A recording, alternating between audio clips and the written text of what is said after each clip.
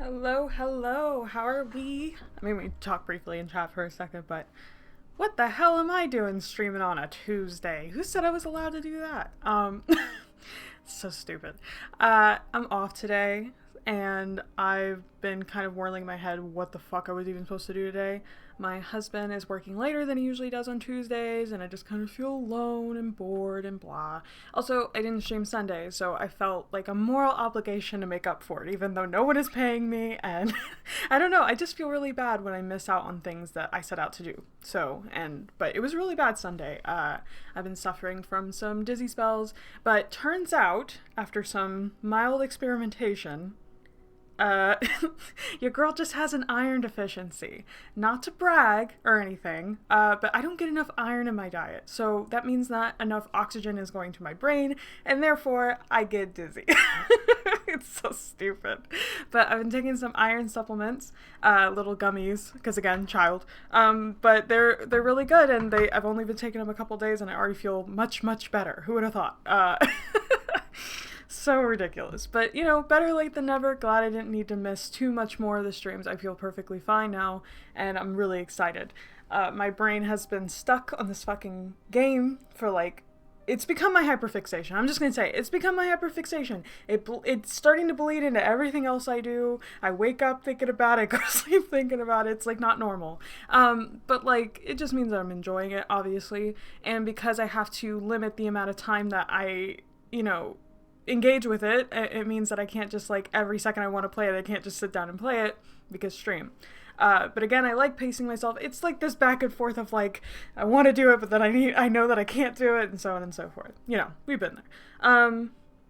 So I do have a bunch of theories actually today. I've been writing them down over the last week and stuff. I figured today was a perfect opportunity to actually sit down and play more. So I could play it twice this week. Hi Hero, how are we? We're streaming during the day. I'm about to do my regular segment that I do at the beginning of the Our Wonderland streams where I go over some of my theories in regards to last stream and where my head's at and blah blah blah, and I got a bunch of theories, so I'm gonna start reading through them before we get into the game itself. So our Wonderland icon, it's so stupid. I just realized this when I was closing down the stream last time, was that there's this little icon. Obviously it's not, is it visible here? Can I make it? No, it's just the window. Okay. Fucking with my own shit. This little icon right here, the little face, little facey doodle thing. You can't see my cursor. The little face next to the Our Wonderland title is, I think that's the doll. The doll that I keep thinking is Sadie. And I never need confirmation on this shit. I am just saying it. You guys can just giggle to yourselves at how right or wrong I am. And I just think that's the doll. So that makes, it ties into what everything else has been established. Orlam is treated bad by his friend group, but not as bad as his household. And for a second there, for whatever reason, I was like, okay, so if Orlam's being bullied, horribly in this group and doesn't seem, doesn't feel like he belonged, obviously, we've gotten a little bit more context and sometimes he's treated fairly well by Iggy and maybe only Iggy, who knows. But it must be a nice escape away from his just horrible household. So even though he gets bullied, it's not to the same extent as the abuse that he suffers from at home, which adds an extra nice layer to it. Love that. Definitely not sad at all. I don't want to think about it, but we're going to be forced to think about it a lot. Orlam thankful to Iggy for finding Wonderland. This is just a random thing. I'm sure they're all thankful to him. Okay, so let me tie this back into another one that I got. That fucking messenger bag, man. Okay, that's shit. I keep making the joke, what is the messenger bag's endgame? But I think I've got it. I think I know what's going on, or have an inkling of what's going on. I forgot that they used a book to get into Wonderland. And I've been sitting here how the fuck did they get this book? How does Iggy have it? Obviously, it clearly states in the book how to get to Wonderland, so that's answered. But it's more what is this book? Where do they find it? I'm assuming he still has the book, and it's just in his messenger bag, and that's why, Wonderland is able to, summon him from there, or, communicate with him in some way. And I was that's what I think that is. I'm gonna be very surprised if it's something entirely different. I don't know, but I can't wait to find out. Uh,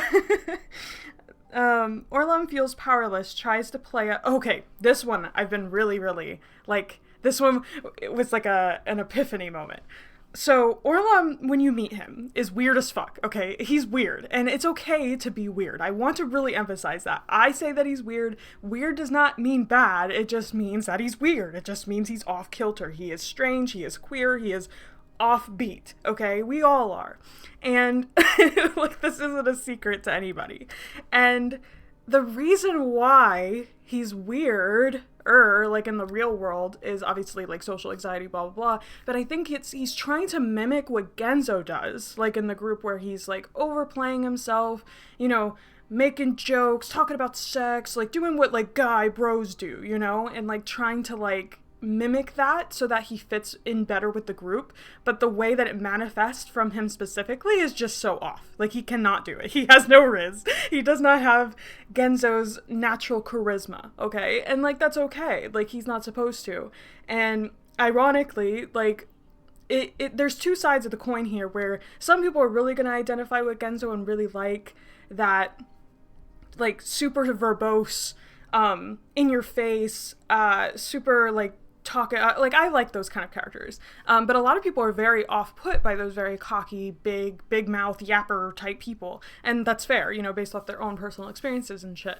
And Orlum attracts to the people who don't like the Genzos. So it's like, you're either a Genzo or you're an Orlum, or you're me, where I like them both, you know. And of course there's some overlap there in their characters, so it's not the same thing as like real human beings, even though they feel fucking real half the time.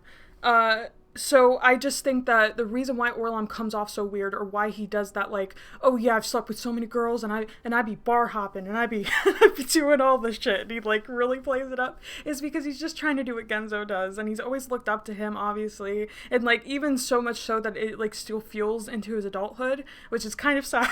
Not kind of sad, it is sad.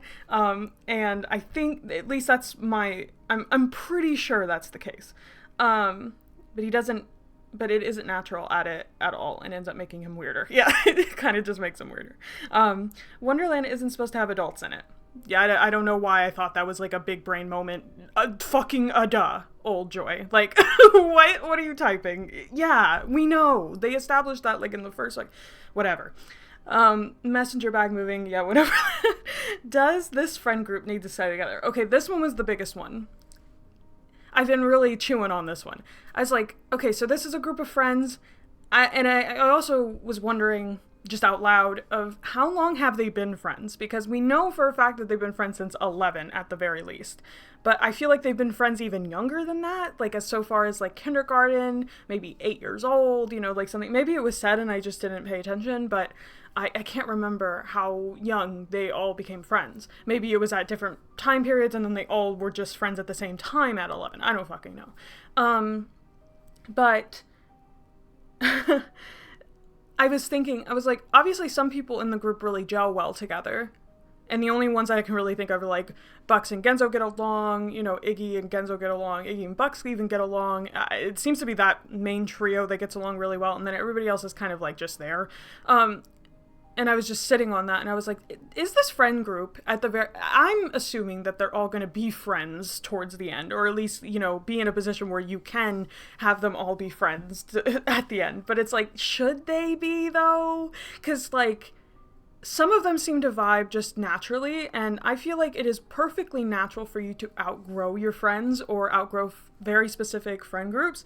But, like, Iggy and Genzo are, like, for example, are genuinely really good friends, and it's shown, like, even when things are bad, you know, like, you could tell that there's a lot of love there, you know, platonic love specifically, and that, you know, they can get through that. Like, I do believe that their friendship is strong enough and that they are suited to each other. They complement each other. Iggy is more shy, you know, Genzo brings out a comfort in him, you know, it's like they complement each other. And I don't know if everybody in the group complements each other. Like, I don't think fucking Gidget, on a real note, fucks with really anyone in the group. Maybe Buxley, kind of.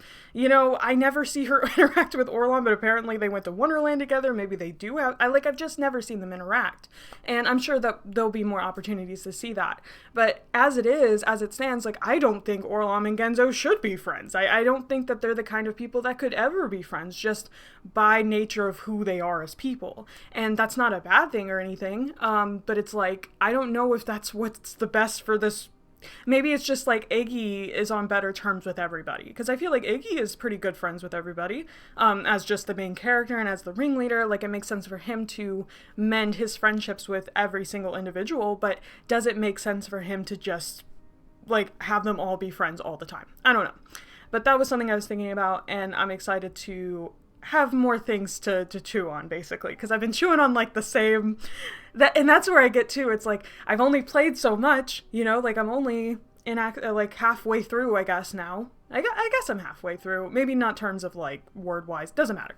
I'm halfway through in terms of act-wise. So, like, I have a lot to chew on, but at the same token, there's a lot missing. So, you know, let's try to fill in that gap. Let's load... I swear I'm gonna have to remind myself every time. Let's load and not save over our last save. And I believe this is the last one? Yeah. I'll figure it out where we are. Not very far in Wonderland is where we are. Sorry, he sputters, looking up and away. There's something about that look. That skyward glance of pained restraint, and the proximity of our bodies. I blink, and for just a second, the room goes dark. What do you mean? And Genzo is closer. Much closer. What is going on? We just started! So close I can hear his heartbeat. So close I can smell the... Is he just hugging us? Smell the scent of his jacket? So close my lips are... The image vanishes. Was that... And I'm back in the cottage, hand to my chest and fingers curled tight in the fabric of my shirt. Did you just have deja vu? I look at Genzo. He looks at me. I know he felt it. Oh? He felt it too. But just as quickly as the feeling had overtaken me, it's gone. Okay.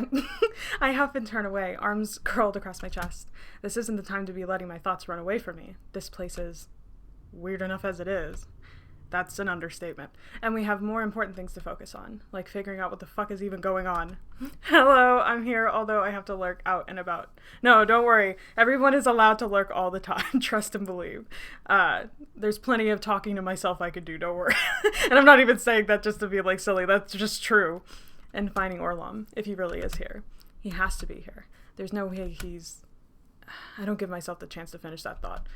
I shake my head, give my hair a tousle. Genzo just turns his head away with a grumble. Should we get going then, or what? Yeah, let's go. We walk out... Oh, Carrot, stop. We walk out the door in silence. Is orange your favorite color, by the way? I know that's a random-ass question, but Genzo has an orange cap, Orlom's orange, carrots are orange. I don't think it's that crazy. Goddamn. The two of us standing over the dead body of one of the rabbit guards. It looks like he's been bludgeoned to death, which would explain the sounds we heard from inside the cottage. Well, no, I would say my favorite color is green, actually. Oh, okay. I love it. I love it. I mean, it's one of the colors of a carrot, you know, so we're still there. The way his head is dented inward, the way his veiny... Oh, great.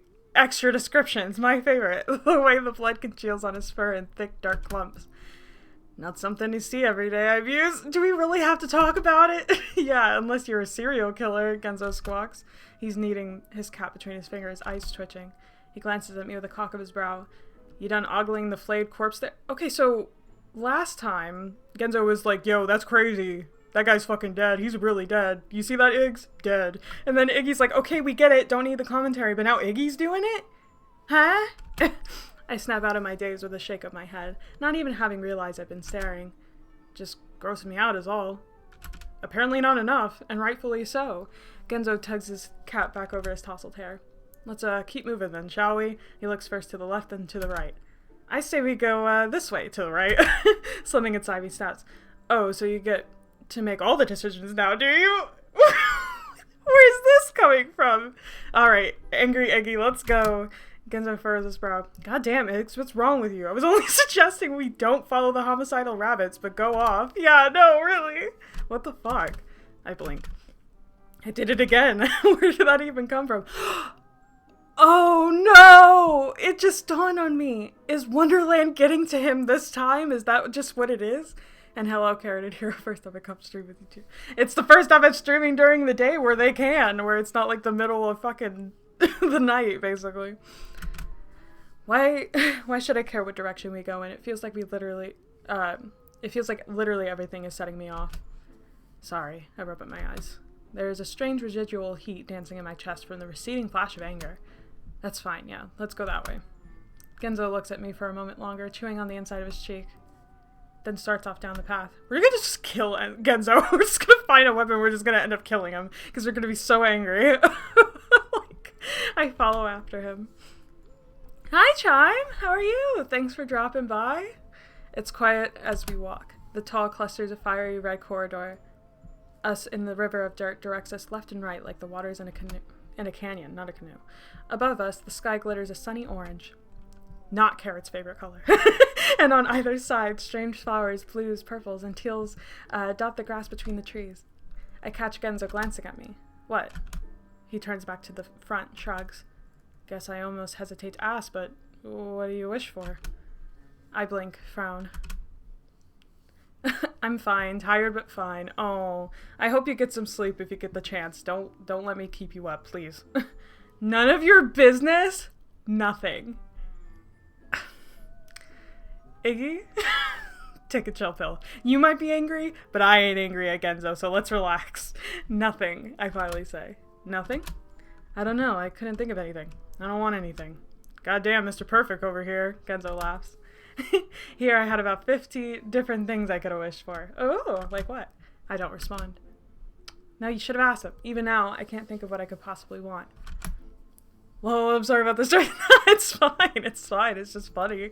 I am fully in support of Iggy, like, taking a different attitude route this time, because I think it just makes it more interesting. It's just funny to watch it just snap at Genzo for fucking nothing. Like, he hasn't, like, Genzo will say some shit worth snapping at. Let's just wait till he does. Like, he's going to, I promise. I hate mushrooms. I also love mushrooms. Whoever said they hate mushrooms. Chime, no. Mushrooms are good for you. They're good for your brain. But that's the less of a want and more of a need. Like, I just seriously need to make sure he's okay. Make sure he's not, you know. I mean, yeah, okay. I like the thought trip. My thought there was just like, well, we know for a fact that Orlom is fine in the other times that we went in there. You know, so like, but obviously this is pulling from his real world experience, not the Underland experience. Underland? Wonderland. Jesus. You better be careful. Stabbing the heart. As for myself, though, I just don't really care enough. The cursed Undertale and Wonderland crossover. That wouldn't be cursed. I feel like that'd be really fitting, actually. About my life. About things. About myself. I chew on the inside of my cheek. The guilt is tickling the back of my neck again. You should have cared, my inner voice hisses. That's your problem, and now you've let everything get fucked up. That anger again. But this time, I quell it with a huff. We round another corner, and this time the path opens up like a small clearing. An outcropping of rocks overlooks a small pond at the other end. From its peak flows a miniature waterfall, light reflecting off the steady drizzle. I take a step towards the pond, only for Genzo to grab the back of my shirt. He quickly tugs me back behind a nearby tree.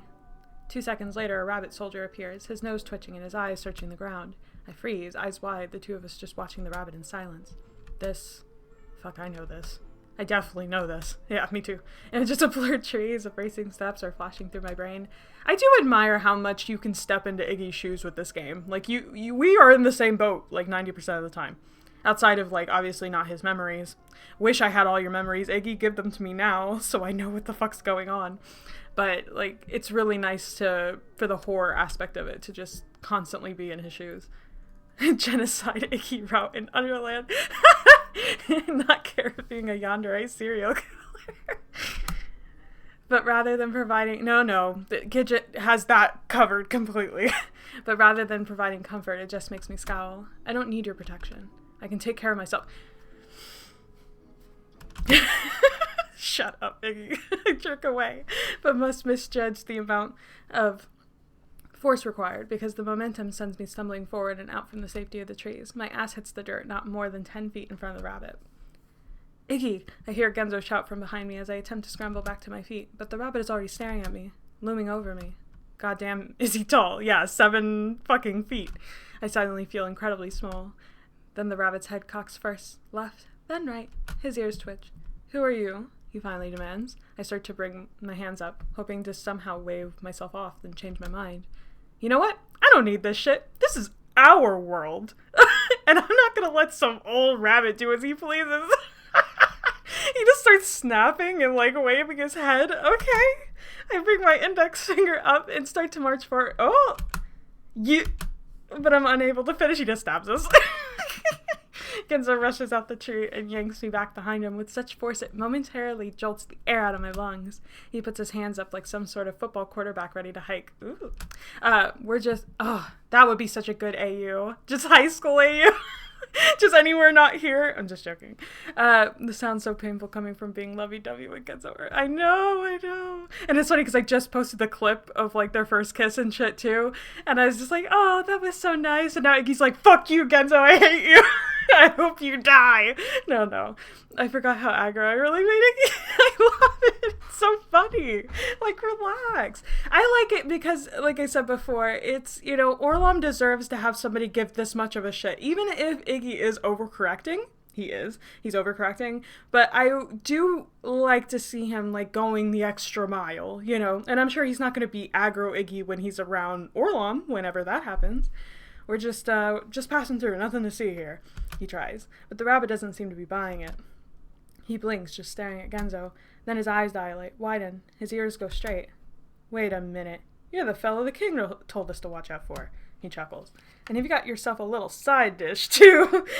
Not as big a side dish. What kind of side dish? Hi, Gray. How are you? Eat Orlom. Church the Orlom. Hug the Orlom. Love the Orlom. I'm definitely on the love the Orlom train. He deserves the good. And at least this time around. This must be my lucky day of promotion and a treat. He raises his spear with a slobber, points it straight at us, then charges. Oh, it happens before I can process it. 1 second I'm standing behind Genzo, the next, something yanks my wrist with such force. Very lame. I had to take a break and play while I was playing this art. Oh, how are you? How are you doing? Nice of you to come and chat with us and hang. I'm really nervous but excited. And pulled out the way of the charging rabbit just before the spear would have gone clean through my belly. What is OFW? Oh, it's the side game. It's, yeah, okay. I haven't, that might have been a smart thing to do, is take, nice little, the nice side games and play them in between the acts, but I'm like, no, I'm raw dogging this whole thing, and then I'll have nice, happy side game after I catch up, basically.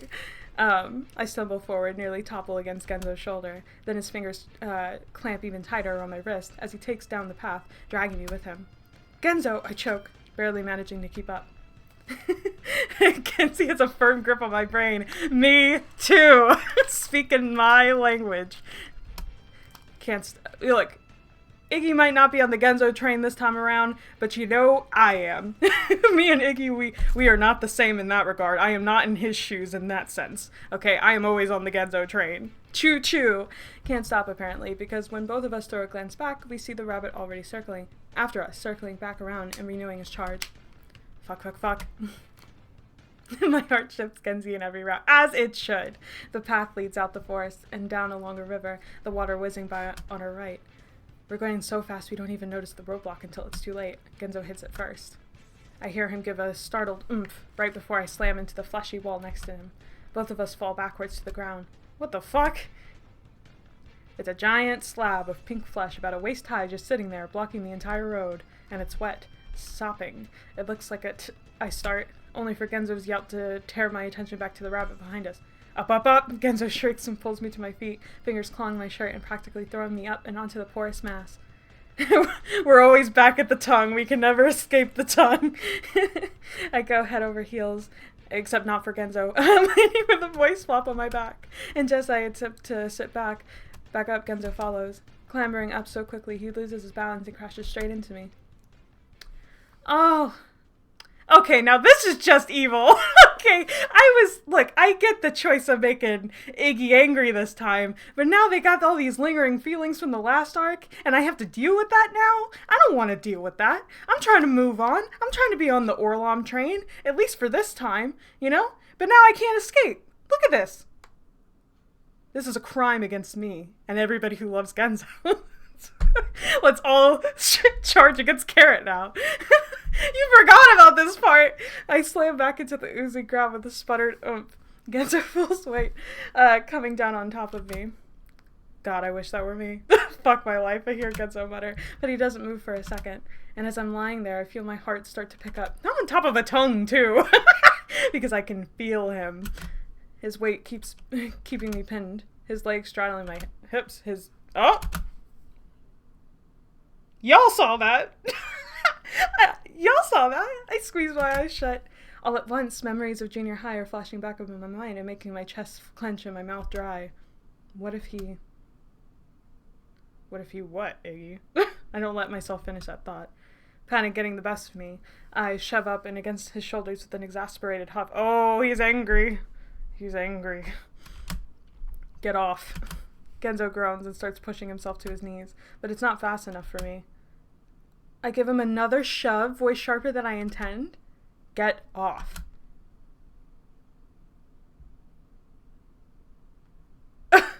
Okay, this jolts me tricks backwards. So fast he slips back to the ground with a splat. I push myself up onto my elbows and see him turn away, cough, his face red. Sorry, fuck, the air got the air knocked out of me for a second. My mouth moves before I can stop it. Well, maybe you should watch where you're fucking going. Why do I find it funny? I'm sorry, it's not funny. It's not funny at all. It might just be coping. And also, I realize that this is gonna hit like a peak at some point, and I'd rather just feel all the emotions when we hit that point. Right now, I'm just gonna okay, that's what's going on. Looks at me, then towards the ground. Yes, sorry. He rubs a palm against his eyes. I see a mouth what looks like a multiple rapid-fire rounds of fuck. Oh. But at this point, oh God! But at this point, I'm beyond caring. We have more important things to get eaten. My gaze goes first towards the rabbit. He's just standing there at the edge of the flesh slab. Spear rigid and eye sharp. He's not following us. So I let my eyes wander further, following the pink nodules of the ground back and upward, around, up towards the cliff face. Wow. That's when I see it. Yep, they're sitting in the side of the cliff. It's the largest fucking algal I've ever seen in my life. It's round and wet and sitting there as though perched atop a throne. And upon our movement, its oversized pupil swivels like with an almost audible rumble to stare straight at us. I think this is a tongue, I groan. Wow, you're very observant, this one. Nothing gets past him. You gotta be fucking kidding me. I throw a final look back at the rabbit to make absolutely sure he's not following us, then push myself shakily to my feet and try to take a step. Come on, let's just try to get across. But walking across the gelatinous surface turns out to be akin to walking across a waterbed, a very gooey waterbed. I have a vendetta against Orla because of this arc, I swear to God. Amazing. I love Genzo very much. This is painful to me too. It's not painful enough, apparently. I'm ready. Next to me, Genzo is crawling forward on all fours, his face betraying his disgust. He turns towards me for a second, almost as though about to say something. Then he must decide against it because I see him wince and jerk his head forward. Yeah, just don't say shit to him, Genzo. Just don't say anything. Just keep your mouth shut. I know it's not in your nature, and I don't want that for you, but you're just gonna hurt yourself.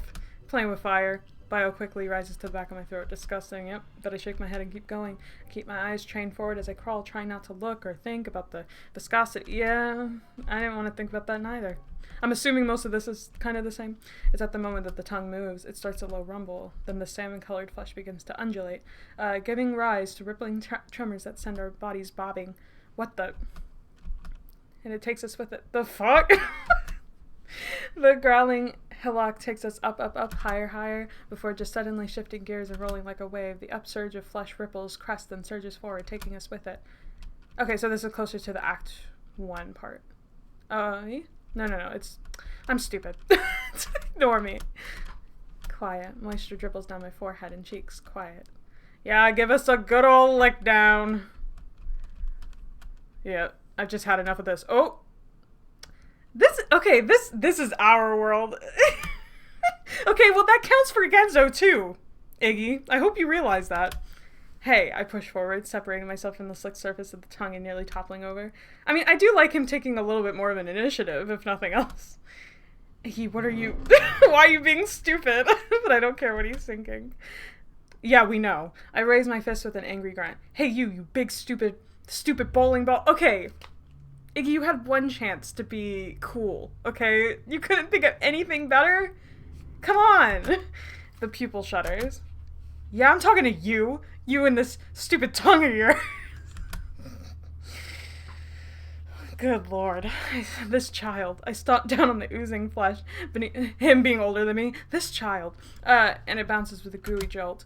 You think you could just block the road like that? I demand you let us through. Okay, and who died and made you king? Like, what? And bubbling and surging up through my chest, spreading out across my arms with a fiery tingle. Hi, Joy, how are you? I'm good, Nayuki, how are you? We're going through some pain. We're going through some horror and pain, but it's fun. We're having fun, as always. Did you hear me? Another shake of my fist. You're gonna let us through right now. The eye makes a curious noise, almost like a confused dog. This is our world, and you answer to me. Okay, no, you answer to us. I feel like you're just using our as a substitute for you, Iggy. I'm pointing right at... Sorry, the crinkling of my water bottle must not be fun on on recording. But I'm like fidgeting with it because I don't know what to do.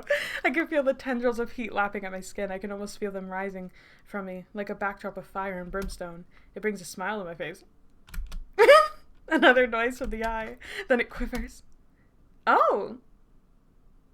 Are you telling me that fucking worked? You're telling me this whole time we could have just been like, Mr. Eyeball Man, this is our world. You better get lost, buddy. And that would have fucking worked?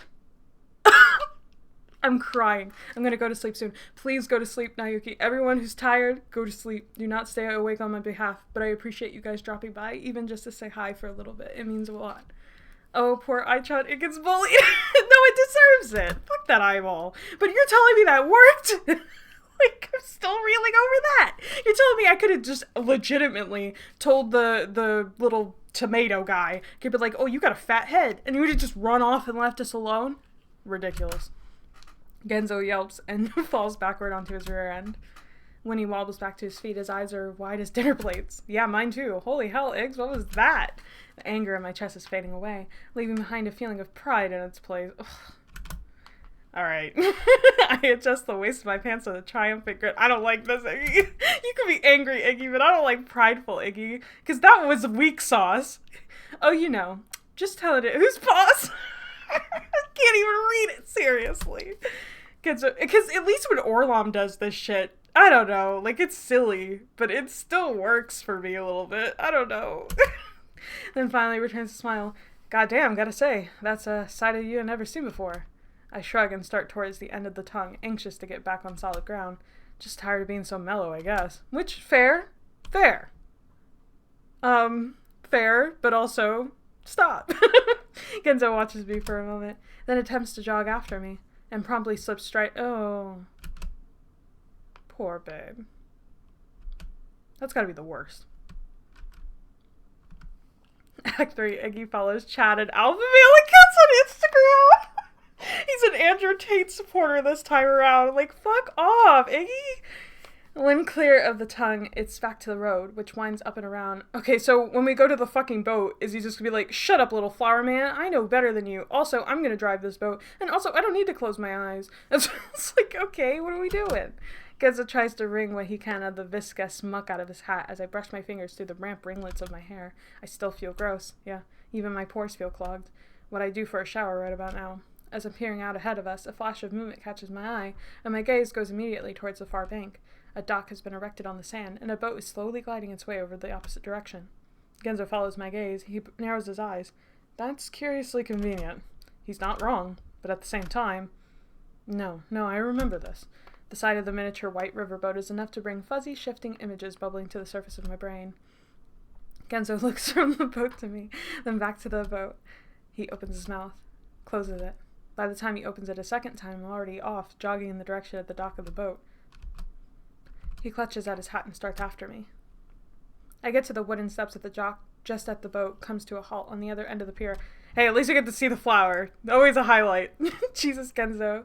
Huffs behind me as he runs to catch up. To the left of the dock is a cheery red and white sign with the words Kitty Cruise on it. Past it I see the river fork with the right channel leading back along the direction we've just come, and the left leading deeper into the unknown. I point towards the boat like some sort of overwrought tour guide. We can take this. Better than walking, that's for sure. You gotta be fucking kidding me. Stay out of here and get eaten then. See if I care. I snap.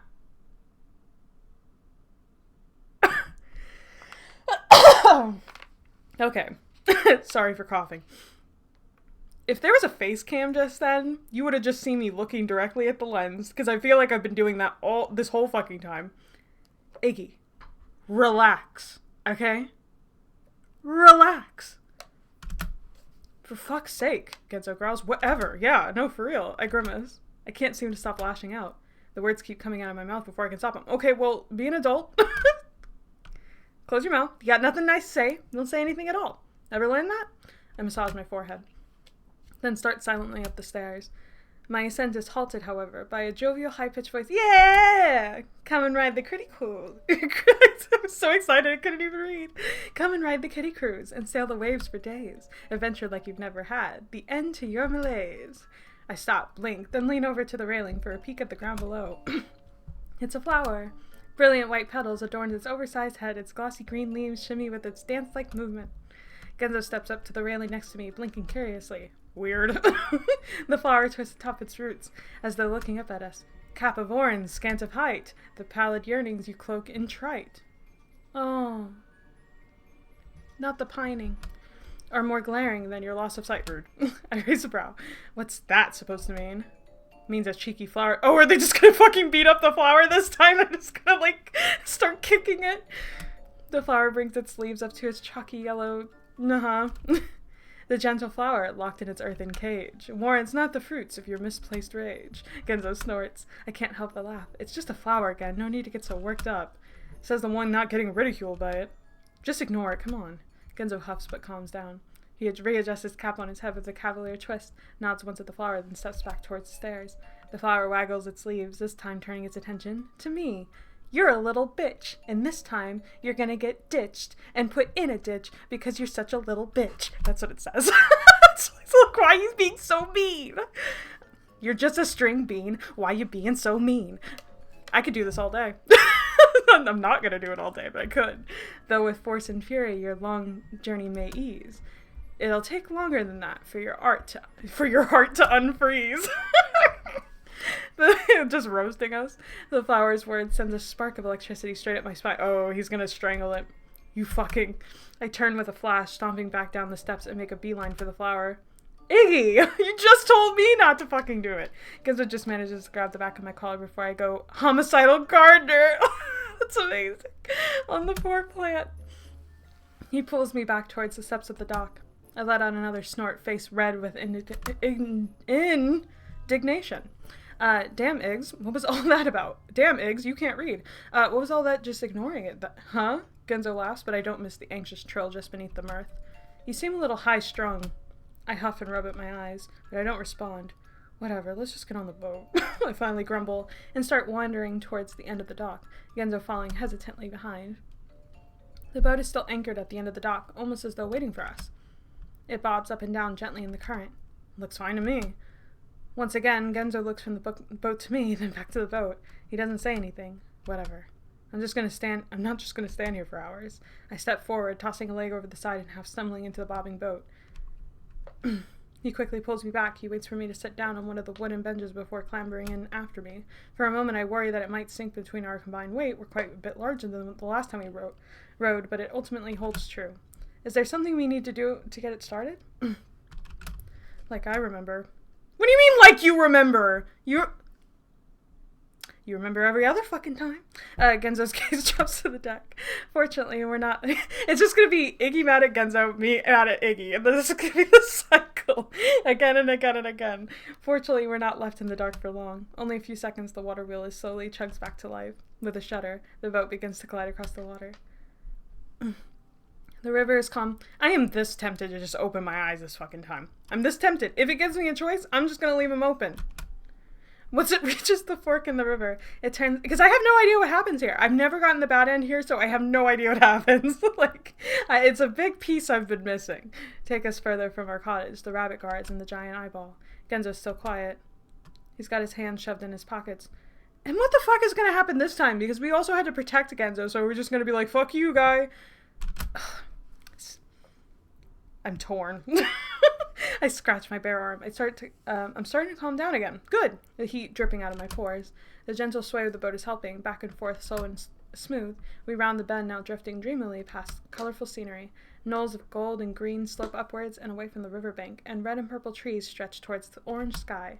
Decorating the grounds are flowers of all shapes and sizes, cattails, tufts of white cottonweed, all of it seemingly untouched, with no signs of life to disturb it. When I turn back around, I see Genzo staring at me. I blink. What? He looks away, guilty almost, as though he'd been caught doing something he wasn't supposed to do, except he didn't, and he's doing nothing wrong, but just being a caring friend. I guess I'm just still not used to it. You being a little bitch. Pause. Being able to look at you, I mean. Oh, I say simply. I guess it must be, weird, I guess. Yeah, weird. He looks up at the sky, then back at the deck, coughs. And I mean, you know, it's nice, like, seeing how you, turned out. As for me, though, that I could have gone without seeing. I'm ugly as fuck. I mean, wow, I kind of wish I never found that out. I roll my eyes. You're not ugly. Well, at least we're doing that, if nothing else. Maybe compared to Orlon. I'm sure he really takes the... We were so close. We were so close. And now he's gonna be like, I like Orlon now, so fuck you, get out! He was ghastly enough as a kid. My anger flares up again. Yep, before I can top it, I jerk forward with an almost audible snap of my spine. Jeez. For fuck's sake, would you give him a fucking break? Genzo's eyes go wide, his face flushing. Then his gaze turns sharp. Yeah. What the hell is wrong with you? It's just Orlon. Just Orlon. Just Orlon. Has it ever occurred to you that Orlon's a person too? That he's one of our friends and you treat him like shit?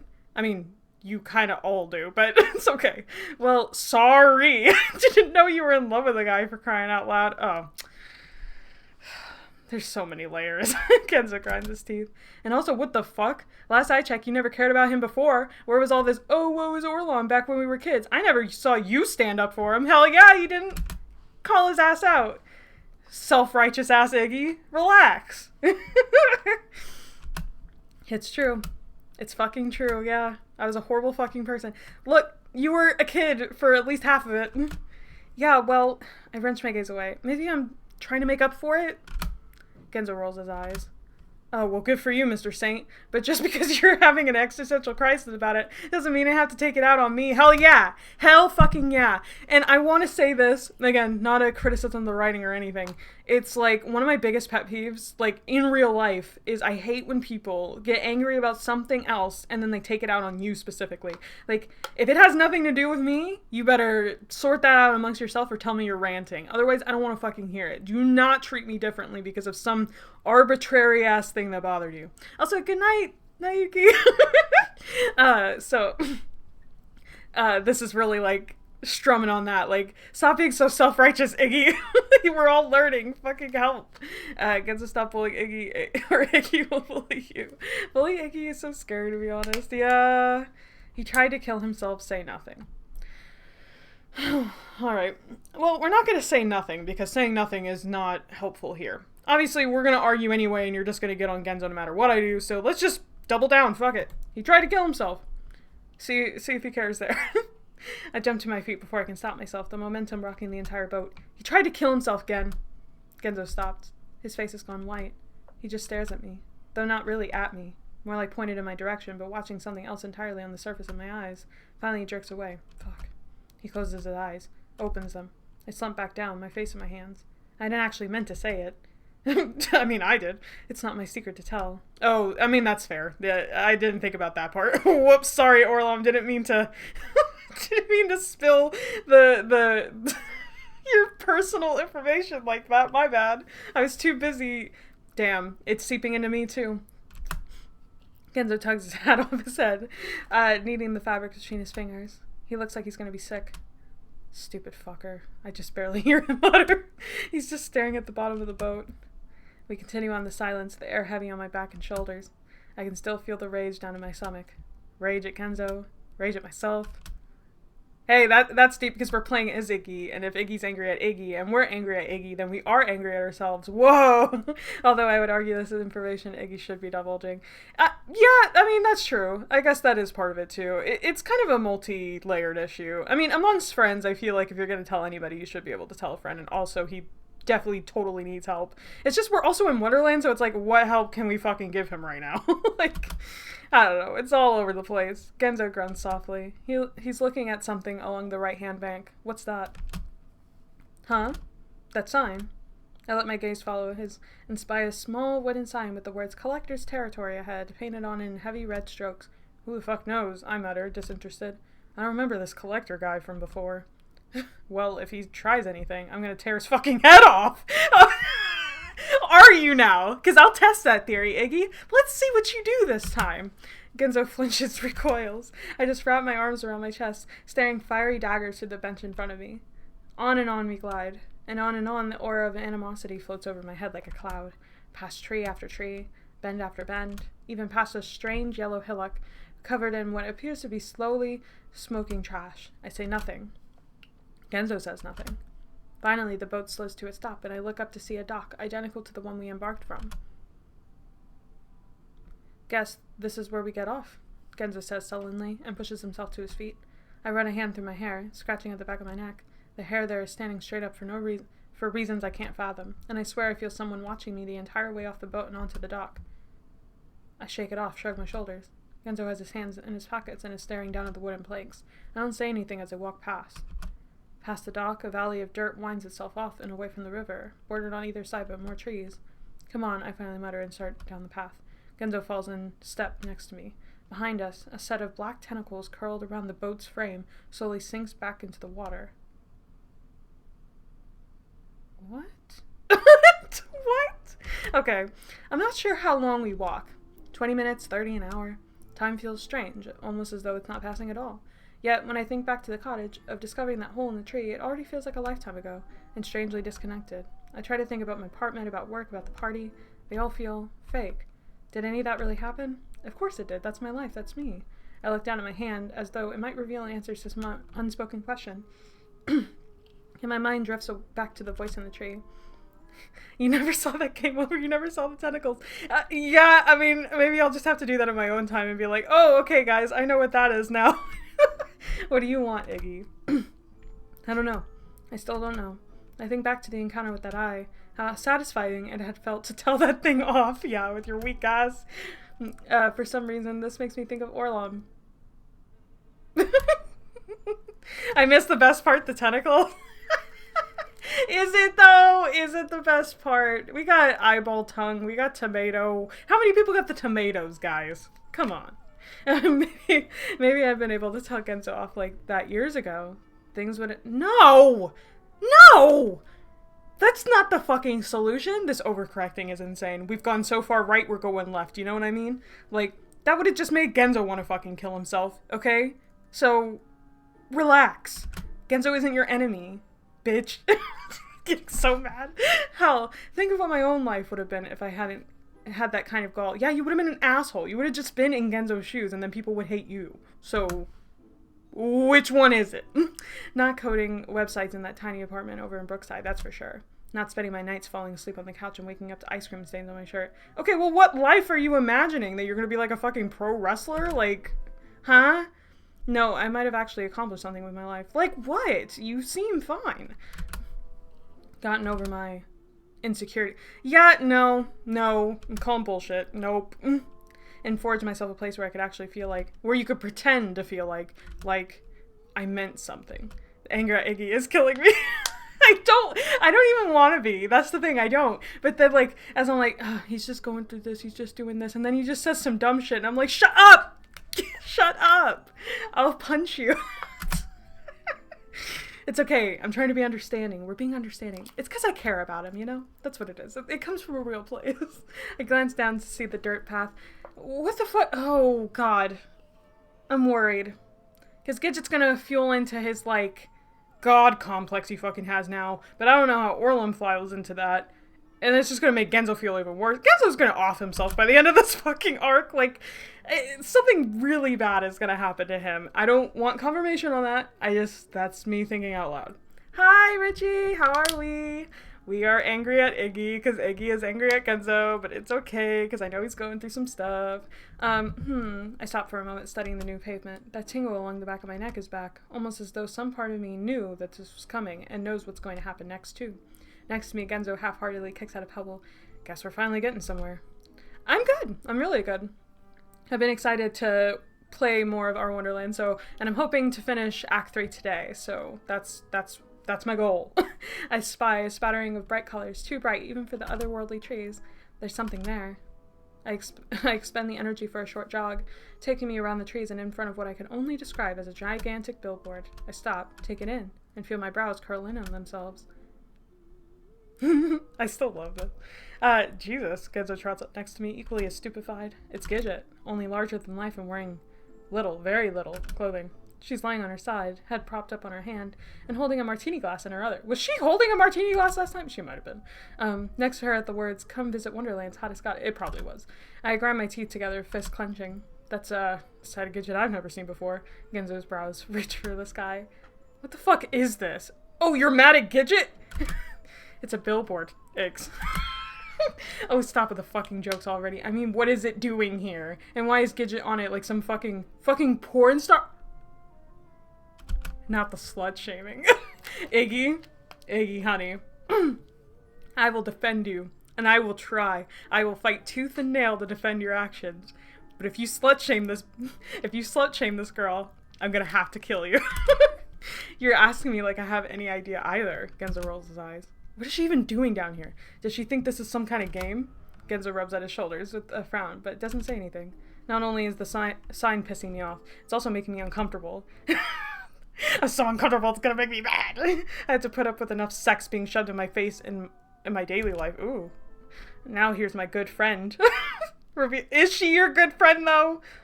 Revealing much more than I've ever wanted to see of her and making my stomach turn flip-flops. I bring my hand to my arms as uncomfortable prickles begin turning my arm hair skyward. Iggy is so much of this. The overcorrection is so real. I told you he started following Apple Mail accounts. Next step, he buys information for financial freedom. Iggy's the ace we all need. He's the ace we need, but aces don't act like this. This is overcorrecting. I love it. It really is interesting, if nothing else. Like, I'm not in love with it. I'm not like, oh yeah, go Iggy. But like, it is fun. It's bordered by another smaller placard. You know, and it's ironic too, because it's like, you might actually, as the player, want Iggy to suffer this time around, but he's actually sticking up for himself and these monsters aren't doing anything to him, so that's actually a little frustrating. And Orlom's probably not going to do anything to us, and Gidget's definitely not going to do, well, I don't know. Gidget, you're our only hope. Gouge Iggy's eyes out again. I'm just joking. That's not good. We don't want that either. It's just, when you're angry, you know? I see Genzo chew on the inside of his cheek. Guess that confirms Gidget's here. I huff, but then realize, if Gidget's here, the chances that Orlom is also here are much higher. True. In fact, Gidget might even know where he is. I start quickly down the Gidget-lined path. Jesus, I hear Genzo yell before. If I was Genzo, I don't know what I would do in this fucking situation. This sucks for him. This ain't the Boston Marathon, Iggs. 20 placards later, sees us at the entrance to a small village. Will she be even more yandere? I feel like with the way that Iggy just reacted to that fucking billboard, he's just gonna like insult her, you know? And it's like, well, damn, you know, she's trying. I remember this, though not quite as clearly as the Kitty Cruise, more like out-of-focus snapshots. For once, we're not the only ones here. People are milling about, walking from building to building, but none of them so much as glance as we look around. Are you just gonna kick a kid because it doesn't acknowledge you? Next to me, Genzo is adjusting his cap as he huffs. He's adjusting his cap so much, poor thing. Around the next corner and stop. A crowd of people is gathered outside of one of the more ornate-looking homes. There's a good 15 to 20 of them, and though they whisper amongst themselves occasionally, their attention seems fixated on the door. Genzo promptly rams into my back. God fucking... But I ignore him, because I know who's going to come out of that door, and I can already feel my jaw tighten. Oh, God. He's gonna be like, get out of here! What do you think you're doing? Good morning, darlings! Drink time. My Gidget voice takes out a lot of me. The door flings open to reveal Gidget, with her hand raised above her head to greet the crowd. The previously quiet gathering erupts in cheers and applause. Thank you so much for seeing me off today. Another shoot, can you believe it? The scouts here just can't keep their eyes off me. She dances down the steps, crowd parting to allow her room. Immediately, there's hands reaching out, thrusting papers and books for her to sign. Yeah, we've been through. We love you, Gidget! Marry me, Gidget! Blah, blah, blah. Oh, I'm sorry. I'm in quite a rush today, she pauses, then smiles with me. But I suppose 1 or 2 autographs wouldn't hurt. The crowd goes wild. Me first, Gidget. I'm your #1 fan, Gidget. And then this poor ponytail girl. I stomp straight towards the crowd and the bouncing waterfall of blonde hair. Gidget! Gidget turns at the sound of my voice, but before she can respond, my hand is on her wrist. Not him touching her! Boy, tucking her out and away from the crowd. The air turns instantly tense, and I hear cries of anger and disappointment. Oh, they're gonna want to strangle Iggy. Just like us. Gidget flashes them a somewhat confused smile and waves her hand to calm them down, even as I continue pulling her away. It's all right, darlings. This is my friend. I'll be right back. Another tug, this one cutting her off as I spin her towards me. Oh, I do not like this. I do not like this at all. I stare at her. She stares at me. Her eyes blink at me in abject stupor. Iggy, she finally says almost nervously. You're here. I can't believe it. Then with a tiny wince, is something wrong? What exactly do you think you're doing? What do you mean? She chuckles with a quick glance back to her crowd of irate fans. I gesture towards her dress, her perfectly coiffed hair. Then towards the crowd and house beyond. What are you even doing here? Why are you... I bring a hand to my forehead. I hope you carry this exact same energy for fucking Orlon when you see him, or you're gonna be like, oh my god, my poor baby. Mm-hmm. How long have you even been down here? Gidget looks away with a guilty frown. I'm not really sure, to be honest. The days have all kind of run together. Her gaze jumps back up with a cheery gleam. But I'm having so much fun. This place is so amazing, Iggy. Like, even better than when we were kids. I'm happier than I've ever been. Well, since as long as I can remember. A laugh. And now you're here. Things can only get better. She finishes with a wink. I feel my gut twist in what could either be anger or discomfort, or both. It's at this point that Genzo finally manages to push himself through the crowd next to us. Damn. Poor... Left him in the fucking dust. He gives us a little yelp as he twists away, nearly falling to the cobblestones in the process. God fucking damn. Let a guy walk here. He scowls and smooths down his rumpled clothes. Oh, you're here too, Genzo. Gidget smiles.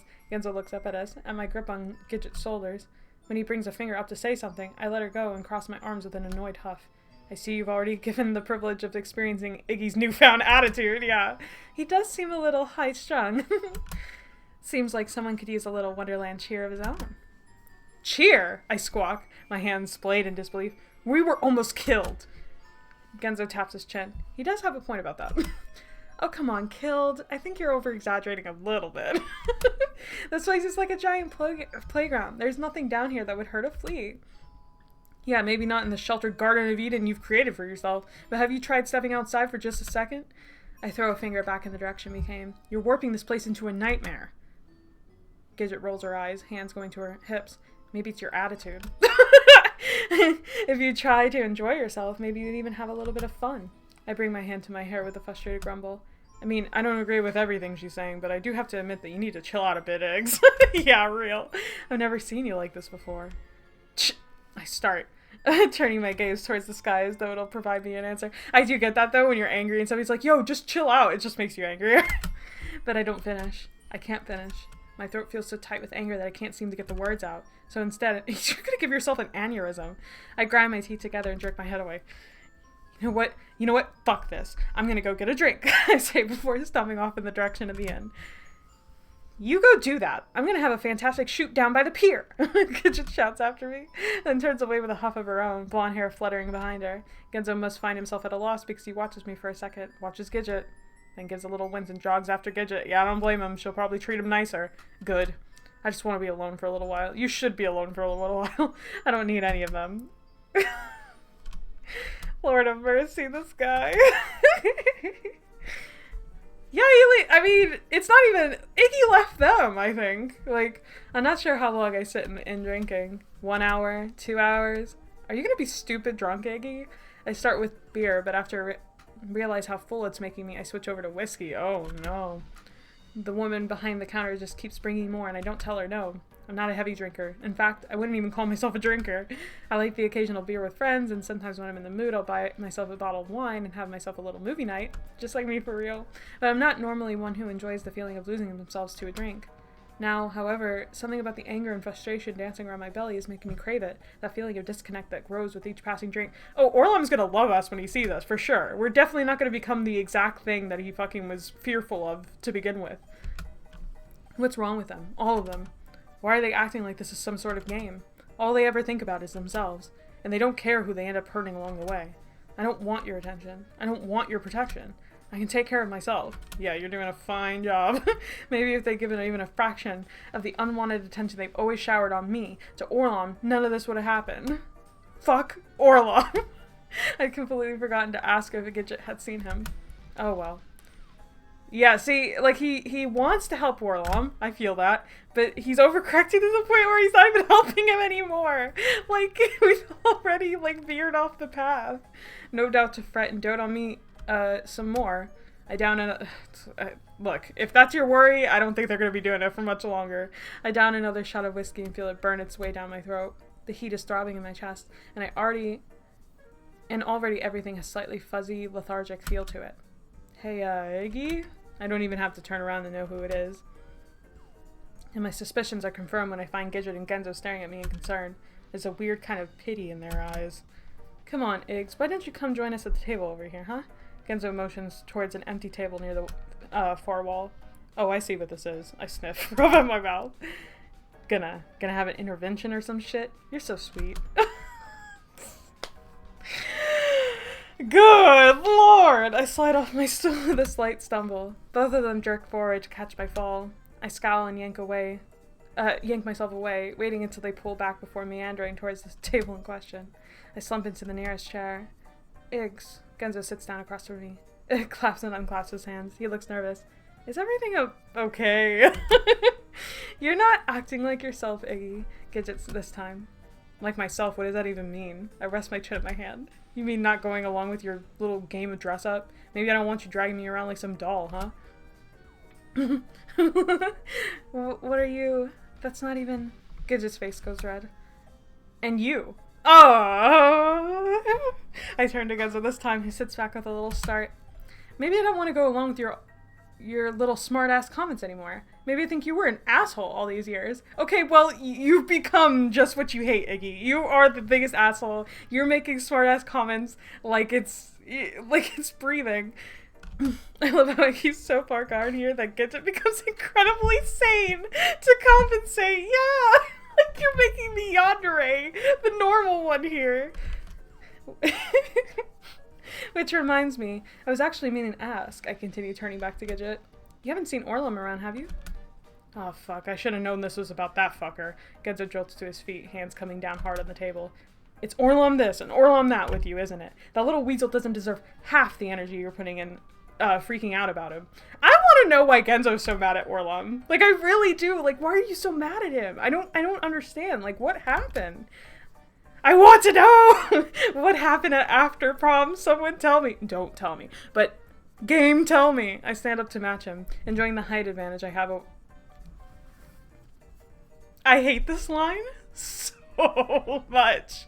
Holy shit. Holy shit. Not this superiority over the height. Fuck you, Iggy. I hope Genzo kicks you in your shins, you tall ass, mean ass string bean. Bad breakup. You could say that. I mean, I'm assuming so. And also, hi, Box. I'm losing my mind. Iggy's pissing me off. Iggy canonically said Genzo is small. Yeah, but like a lot more snarky, a lot more smarmy than that. Says the one who made him the way he is. What the hell did he ever do to you, huh? Yeah, I want to actually know. Good question. Genzo's face goes red. Redder than I've ever seen it. He bites down on his lip. Tears of frustration glimmering in the corner of his eyes. Oh. Maybe I don't need to tell you, huh? This shit's between me and him. That's true. That's true. We're not entitled to fucking nothing. But it would be helpful. And honestly, this Iggy doesn't deserve that information. That was for Act 1 and 2 Iggy. And hopefully Act 4 Iggy. The height difference is so precious to me. And yet you turned it into something terrible. That one line with Iggy being like, yeah, I'm taller than this short little fucker. It was like, okay, relax. Maybe I don't need to tell you. Yeah, that's between him and I. Just know that little fucker has ways of getting exactly what he wants. And oh no. Did Orlam take advantage? I mean, I did speculate that Orlam not necessarily took advantage of Genzo during that after problem thing, but I did feel like he, like, saw an opportunity and took it. I don't necessarily think it was, like, evil intentions, but I mean, it might have. He might have took it too far. And if that's the case, that ain't good, Orlam. Bad Orlam for that, if that's the case. I want to know. I want to know.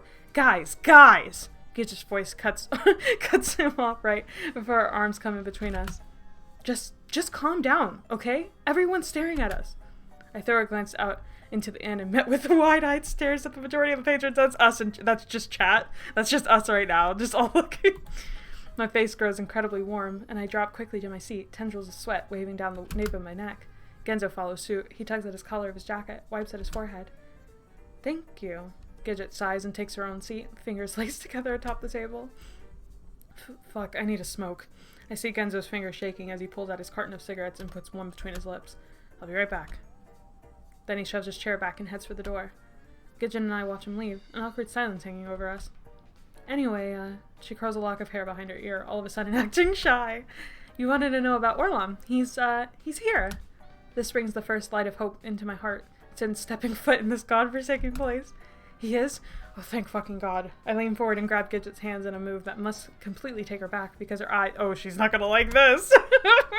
Fuck, you don't know how worried I've been about him since, since yesterday. That sounds so bad when you say it like that. And he's like, all right and everything? He's doing okay? Gidget glances down between my grip on her hands and my close proximity to her face. Her cheeks go pink. Is he okay? A chuckle. Iggy, he's like in charge of everything. To be honest, I'm surprised you don't know yet. In charge of... This gives me pause, and I release my grip on Gidget to sit back in my chair blinking. Yeah, he lives in a huge castle. It's just across the lake, actually. I've been up there a few times. Amazing dinner parties, dancing, you name it. Amazing bacon-wrapped asparagus. She brings a hand to her chest with an awkward laugh. Though, I haven't been up there in a little while now since last time he tried to get me to sleep with him. Ooh. Eee. I mean, that's awkward enough already, but also all the other women I've talked to at those parties says he's into... Her gaze drops, rises, drops again. Okay, so it is as bad as I'm thinking it is. Finally, she looks back up. Amazing food, TM. Ooh, what? What? That happens when you don't read. He's into... Okay. Alright, let's strap in, guys. Let's fucking strap ass in. Let's save. We're in it. We're in it. Here we are. Aren't most guys? That's gross. Well, of course we're not gonna say this. Of course we're not gonna say this. I'm not- Look, Iggy's bad enough. The last thing I'm gonna do is make him a homophobe, okay? I can't do it. I can't do it. You can't ask that of me. It's too much. Aren't most guys? Bisexual answer. Just I'm not sure if I say it to defend Orlam or if I say it to somehow make myself sound normal. You know? Like, I actually know what I'm talking about. But either way, I try to laugh it off, me too, because it's about to get real bad real fast. Aren't most guys? I force that shit. Am I right? Gidget looks away. Then look back. No, I mean like, on himself. I blink. Then feel my cheeks heat up about 500 degrees. Mine too! That's, anyway, this conversation is getting too weird. It's your fault. You made it weird. But you guys should definitely go check it out. I'm sure he'd invite you to one of his parties. And I'm sure it won't be quite so, awkward. A pause. Well, I guess I'm not so sure about him. She throws a nervous glance at the door. Genzo? Seems like there's some, stuff going on between them. Tell me about it. I ran a hand through my hair. I'm not sure if it was the argument, the embarrassment, or just the general awkwardness of this whole situation, but the comforting lull of the alcohol has already started to wear off, leaving nothing but exhaustion in its wake. And now that I know that Orlam is okay, some of the anger has also begun to recede. And now that we know that Orlam's into butt stuff, I guess we're just gonna have that out there now. Great, that everybody's spreading all his personal information out to the world amongst their friends. Great. I scratch at my neck, sweat soaking into the grooves under my fingernails. Sorry, for snapping. I guess I was just being a little bitch. Just what? I don't even know, to be honest. No, it's okay, I told you. I've just been overcome with such anger. Anger I couldn't control. I throw a glance around. This place. It's this place. Ever since I woke up here, I'd felt weird. Like all my emotions are heightened. Okay, so why the fuck is Wonderland getting to him this time, but it didn't get to him the other times? Is it because he's like a little bit more emotionally unstable this time around than he was the previous times? Or maybe Genzo was helping him suppress it a little bit because he was more comforted? I don't fucking know, but there's something really happening and I'm like, this isn't good. Like, this is truly a war story for Orlam. Secrets spilling everywhere. Yeah, everybody's just like airing out his dirty laundry. You know, it's fucked. Like, they didn't give a fuck until it was time to gossip about Orlam. Like, crazy. I need to be careful. If even someone as easygoing as me could get lost to a little spark of anger like that, I can't even imagine what real fury could turn into. Yeah. And that definitely didn't happen the previous 2 times to the other characters, or Gidget and Orlam currently right now, or any other extreme emotion for that matter. Almost as if on cue, I feel the touch of skin on my hand, and I jerk my head up to see Gidget's fingers curling softly around my wrist. It's okay. Everyone's worked up. I understand. To be honest, I'm really happy to see you here, Iggy. I've been thinking about you a lot while I've been down here. Girl, get some taste. Get some taste. Like, Iggy normally, sure, I get it. But this time around, like, you just saw him go off, like, 3 times over nothing. Like, you could do better, girl. I blink, press my lips together. You have? I mean, I guess I have had a lot of time to think. Her face softens. About my life, about the things I want. This is the part of the game where a lot of opinions are split on Gidget. I'm a Gidget defender to the day, to the end of time. No, I don't know. I want to defend everybody. That's really the boat I'm always in. It's like, I want to like everybody, even Bucks. Like, I want to like everybody. They just make it fucking hard. Fortunately, at this moment, Genzo returns. His face has settled into a shallow sort of gray, and his eyes look dark and just slightly pink around the edges. Poor thing. Hey, sorry it took so long. He stops, however, when his gaze lands on the table, or more specifically on Gidget's hand on mine. Oh. He looks up, away, towards the ceiling. His eyes tighten, making his face look, if it's even possible at this point, even more despondent. Shit, sorry. Gidget has one supporter. It is Joy. Look, I'm a girl's girl, okay? She might be crazy, but I like crazy women, and I'm sure she has more than enough reason to be that way, okay? So we need, like, I'm like that girl that when I watch a movie and I don't really like a female character very much, but then I see online that people are like shitting on her for like nothing, then I'm like, you know what? Actually, I love this character and she's the best character that's ever existed and all of you are wrong. Like, even if I don't give a fuck about her, because it's just like, I will not let people use this as another way to hate women. I can't do it. I won't do it. I won't allow it. I also support Gidget Slay Queen. I love her. I love everybody. I do. I want the best for everybody. But we're in the hell zone right now. I pull my hand back, sticking it between my legs as though wanting to hide it away. Or warm your hand between your thighs. I do that. It's nothing. We were just talking. A pause. Gidget, said that Orlam's here. Oh. Yeah, I guess I'll, maybe try to go see him tomorrow. I see. It grows quiet again. So I cough and push my glasses up on my nose. Maybe for now we can call it a night, though? I don't know about you guys, but I'm fucking exhausted. I'm so tired from yelling at everybody all day. Hiya, gamers. Hi, Snacks. How are you? Iggy's being a little biggity bitch right now, okay? He's yelling at Genzo, he's yelling at Gidget. He's doing too much. You're gonna have to watch the fucking VOD. It's like of this, because what's going on is crazy. I support Gidget too, but please don't slay Gidget. Yeah, I'm pretty beat too. That's not a bad idea. Genzo tugs his hat off. We're not in the horror yet. Relax. Scratches at his scalp. After a few more moments, we both turn to look at Gidget. She stares back blankly, then jumps. Oh, right. Oh, of course. They've got rooms here you can both stay in. Come on, let me just go ask Mrs. Graham. She stands up and begins making her way towards the back counter, Genzo and I shuffling along behind. Mrs. Graham, my friends were wondering if they can have some rooms for the night. Of course, dear. Anything for our local goddess, the other woman says with a wink, before procuring 2 sets of keys. Gidget just blushes. Thank you so much. Then turns to us. Here you go. The rooms are just upstairs, and you can find your room number on the key. I grabbed my key from Gidget. Thanks, this is really great. See you in the morning then? I'm surprised Iggy just wasn't like, yeah, I know how keys work, bitch. Just gets really bad. She nods with a smile, and I don't miss her gaze go pointedly towards the etched-in numbers on the top of the key as it passes on our hands. I palm it quickly. Yeah, thanks, Genzo takes his. Then both of us are trudging our way to the steps, coming out of the landing into a quiet hallway lined with doors. We reach Genzo's first, and he turns towards it with a little sigh. I chew on the inside of my cheek. Hey, I'm sorry about downstairs, I finally say. It's okay. He doesn't even need to turn to look at me, instead focusing on getting the shaky tip of his key into the lock. Oh. I watch him for a moment, then turn away once he gets in and clicks it open. Anyway, good night, I murmur as I start down the hall. Iggs about me and Orla. No, Genzo, you don't owe him a motherfucking thing. Don't tell him anything. You don't have to tell him. You don't have to tell me. It's fine. I get it. I understand. I stop, turn, see him staring at the wood paneling on his door.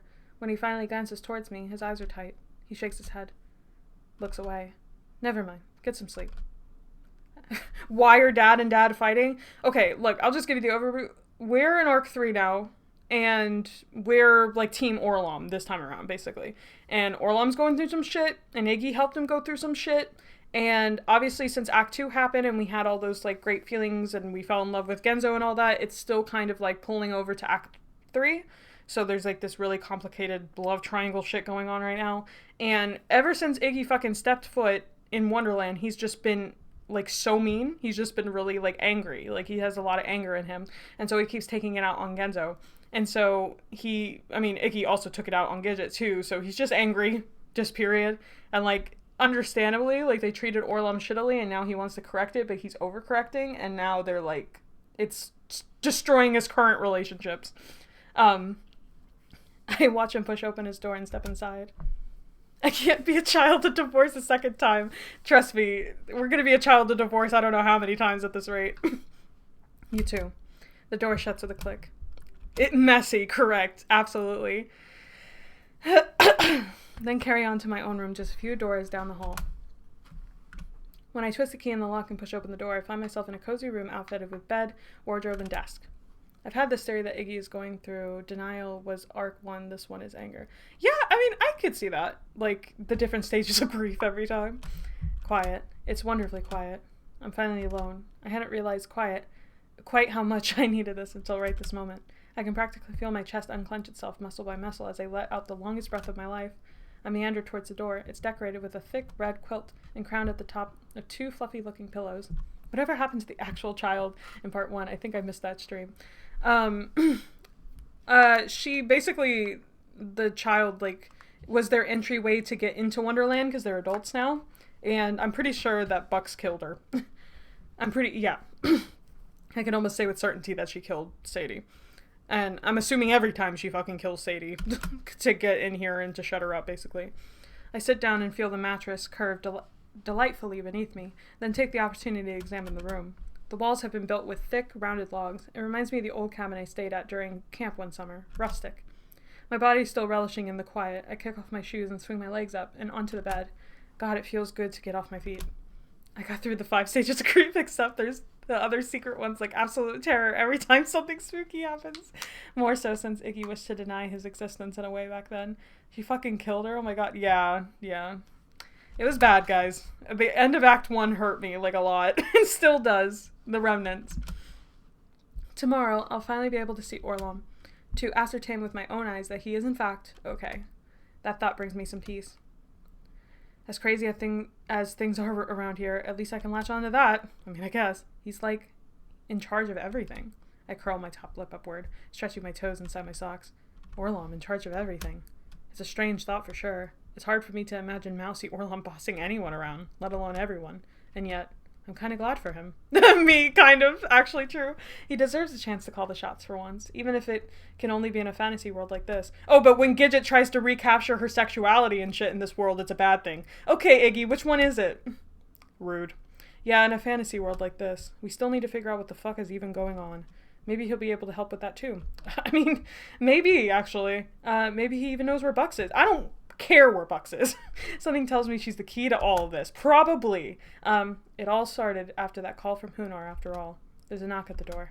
I grimace, but somehow it's not like I didn't know it was coming. I swing back around reluctantly and slide my feet back into my shoes. Coming. I shuffle towards the door, fumble with the doorknob, pull it open. Gidget's shy smile greets me on the other side. Hey, I say. Hey, she says back. Sorry, I mean, is it okay? We kind of got interrupted earlier and I just wanted to talk. If I say no, are you going to listen? Because I don't think you are, girl. I wince, but I don't really feel like I can turn her away this way. Yeah, you definitely can't. Sure, okay. I move to the side so she can come in. She walks to the middle of the room and looks around. These rooms are nice, yeah? I stayed in one of my first couple of nights here, before everyone prepared the place for me in town. Yeah, it's nice. I stand in the doorway, unsure of what to do. Then finally side my way towards the door of the bed. I perch myself on the edge, expecting her to take the chair in front of the desk.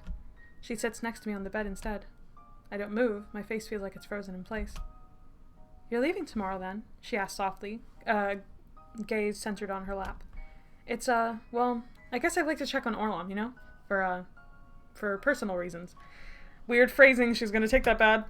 I shift my legs, lean my elbows on my knees. You seem really worried about him. Do I? I mean, it's not any more than normal, really. That's a lie. That's a fucking lie. He seems to be doing really well for himself down here, so I don't think there's anything to worry about. Then again, he always has been a little different. Oh god, shit-talking Orlom begins. She laughs at this. Kind of the odd one out, you know? I mean, you're not wrong. To be honest, he's always kind of weirded me out. The way he just followed us around like a little mouse all through school making weird comments. And that ugly rat tail.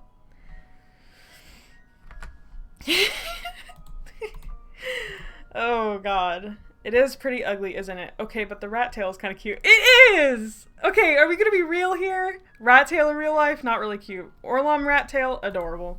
I'm on the we love rats in this house. I chew on the inside of my cheek, feeling those uncomfortable twinges of guilt begin rising up in my belly.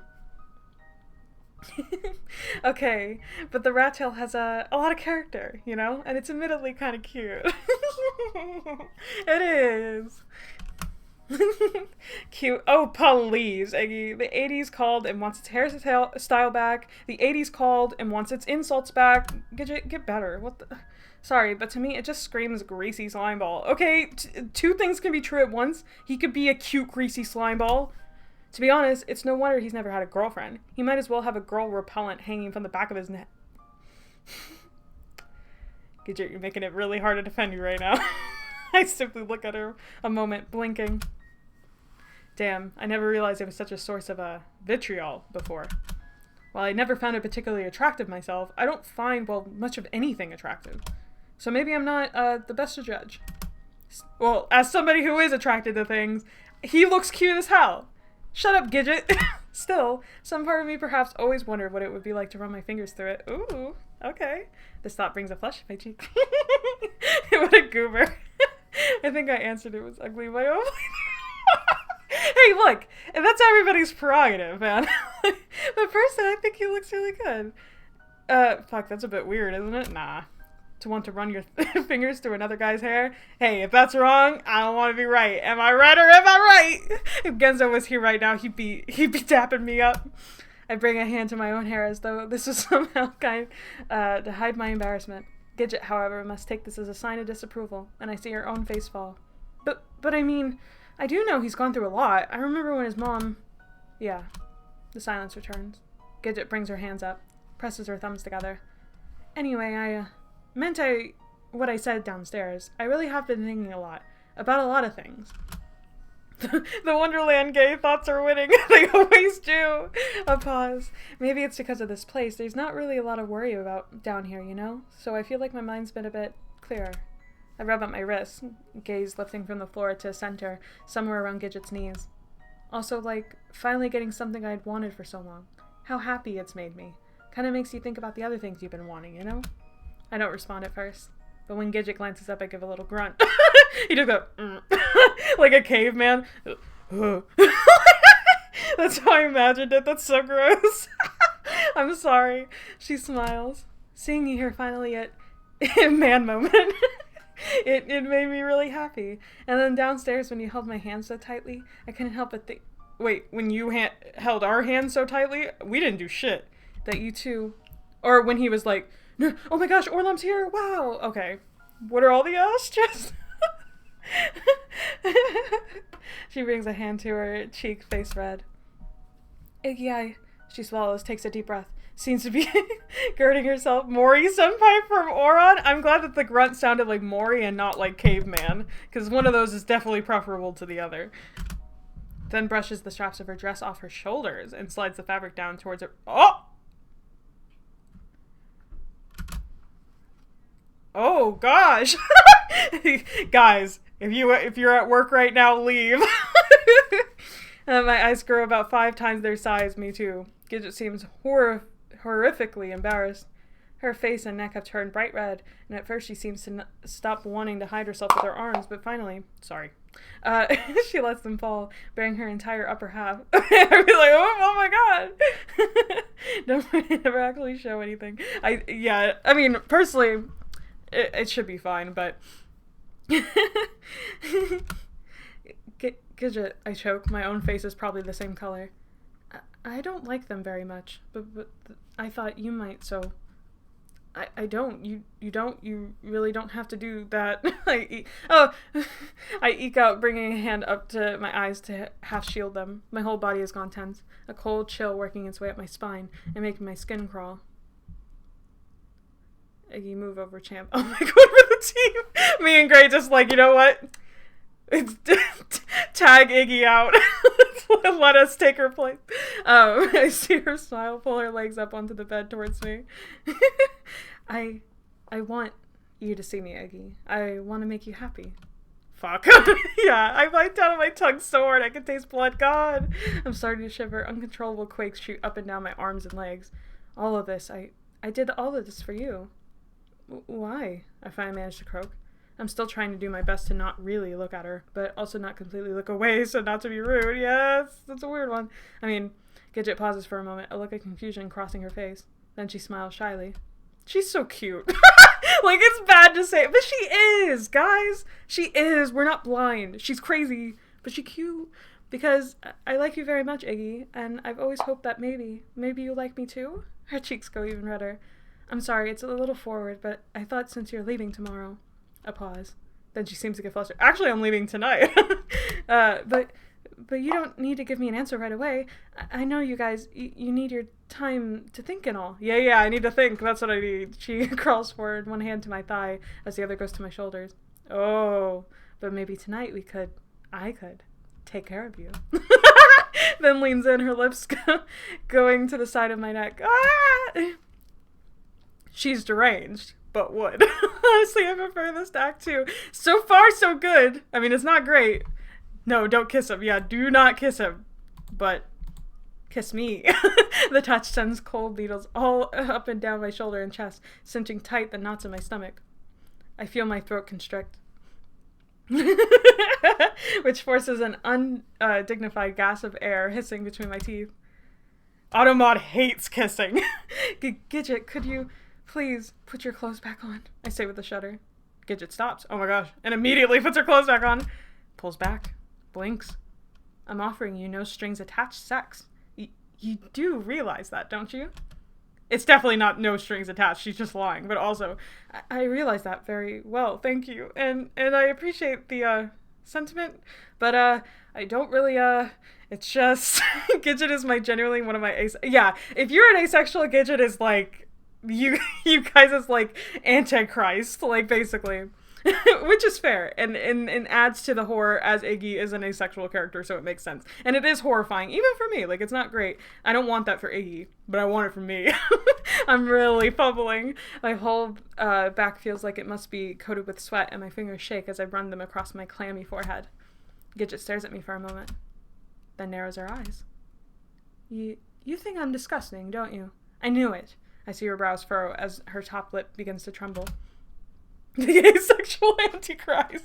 New nickname for Gidget. Honestly, slay with that nickname as well. Imagine being so sexual. That's insane. I don't want it for E, but I want it for me. Just look, man. I can only be myself, okay? I'm not going to suppress who I am. I can't do it, and neither should anybody else in this chat. Y'all be you to the cows come home. Even if you're going to have the wrong choice like Chime when he said that the rat tail was ugly. You just gotta be you.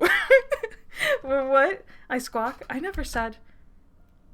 How could you, Iggy? She brings her hand to her head, clutching at her hair. Everything. I did everything for you, Iggy. Okay, but that was on you, girl. We've been through this. My heart stutters in my chest and the spark from earlier returns. What are you even talking about? But she's barely listening. Instead, she's tugging at her hair, pulling at it, yanking and yanking until 2 giant handfuls snap away between... Oh my god. This stupid hair. I hate it. This stupid dress. Oh, honey, no. Now she grabs the folded fabric slumped around her belly and begins pulling at it. I hate it! Gidget, stop. I reach forward to stop her from ripping the fabric apart. This just seems to incite her tirade further. And I hate these stupid fat lumps. She grabs at her chest, fingers forging divots in the soft skin. But I thought you would, Iggy. You of all people. I gave up everything for you. I wanted to be perfect for you. Something inside me snaps. Who asked you to do that, huh? 'Cause I sure as hell didn't. That's true. That's true. He's spitting facts. You know what? This might be the one time in this entire arc where I'm like, Iggy, you know what? Go off. Go off, King. You know what you're talking about. The shade. As someone in the Arrow Ace umbrellas, I can relate to Iggy here. That's fair. Also, please go to therapy, girl. Yeah, no, for real. Like, you need help and we can help you. But you gotta learn consent first. Like, then we can help you. I don't want any of this. I don't want sex. I don't want people throwing themselves at me. I don't want people expecting things of me. I don't want you. Get her ass! Gidget's face goes white, then red, then purple. Oh god. She opens her mouth, then screams. And so do we. Girl, the 2W1 is showing. Oh, so it did maneuver to the vulnerable scene. He needs to go off for real. It's so loud and shrill I have to clamp my hands over my ears to stop my head from ringing. She screams and she screams and she screams. Then she grabs the lamp off the table and throws it straight at my head. I hate you! It hits me square on the crown for a second. It feels like a knife is staring its way into my brain. White hot stars flash across my eyes as a point of impact pulses up and down inside my skull. Fuck, I shout, eyes quickly filling up with tears. She's already reaching for it again, crawling like a spider. Okay, they always bring up the fact that she looks like a spider and I'm half convinced that there's going to be like an actual spider-esque thing that happens later. I can't confirm it, I don't know why, but it just keeps popping up. And I'm like, okay, we get it, Gidget spider, okay? And then it files into that yandere shit. And what is up with yanderes and spiders, okay? It's because it's the web thing. I'm on... But through my whirlpool's vision, I managed to kick it away. Raku's sister! They're related! Can you fucking imagine? New headcanon. Setting it flying across the room and cracking against the far wall. Gotta take note of the spider symbolism. Hell yeah! Now is my chance.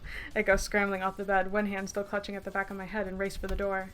The bed groans as Gidget flies off, and then I hear footsteps clattering, the sound of desk drawer being opened, but I pay it no heed. It never does, no. All I focus on through my pulsing vision is the door. Get out, get out, get out, get out. I sail at it so fast I ram my shoulder into the wooden paneling, which takes the air out of me again. Then I'm fumbling with the knob, my fingers little clammy sausages. I turn around to check on Gidget. Oh! She stabbed us! Only to find myself thrown back against the door. She's there. She's here! It all happened so fast. So fast I don't register the pain. I glance towards my right shoulder to see a large pair of scissors. Somebody needs to confiscate those from our handle deep just above my armpit.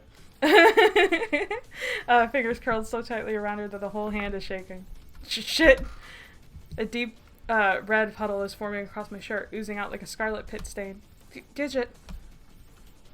This must snap her out of it because her wild eyes go suddenly clear, and she steps back, letting go of the scissors and just staring at me, staring at the bloody handle of the scissors trembling in the air. Iggy, she says softly. I take advantage of this moment to reach across and yank the scissors out of me. Oh! We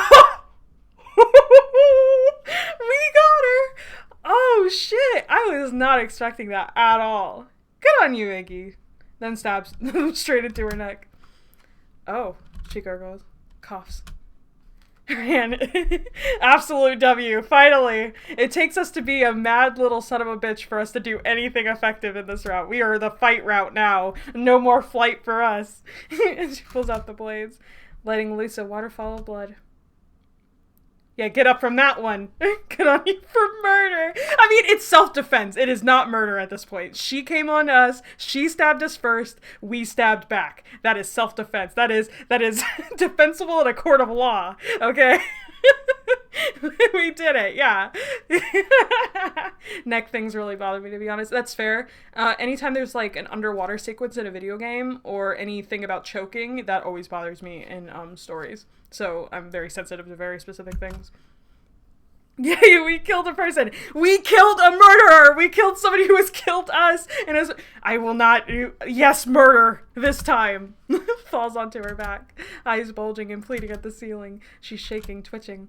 Her throat rattles and wrenches as though she's trying to say something. All the while, the puddle of blood beneath her grows. I wander over and pick up the scissors off the ground, kneeling down next to her. Oh. Oh. Oh. Okay, maybe we have become a little... Maybe we're going bad. Maybe we're breaking bad. I'm strangely calm. Just staring at her. I barely even feel the pain in my shoulder.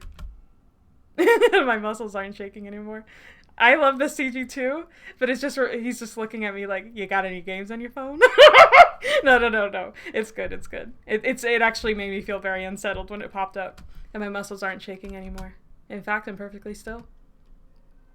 Gidget's eyes turn towards me. I can see the veins bulging. See her mouth, something inaudible. Okay. Alright. My instinct was here. But in terms of, like, not letting us go too far off the deep end, she's gonna die. We don't need to, like... Is it merciful to kill her more here? Or is it merciful to just be like, you know what, we did our job, let's leave. Let's let her sit with it. I'm on the let's let her sit with it for a little bit. She needs to think about what she did.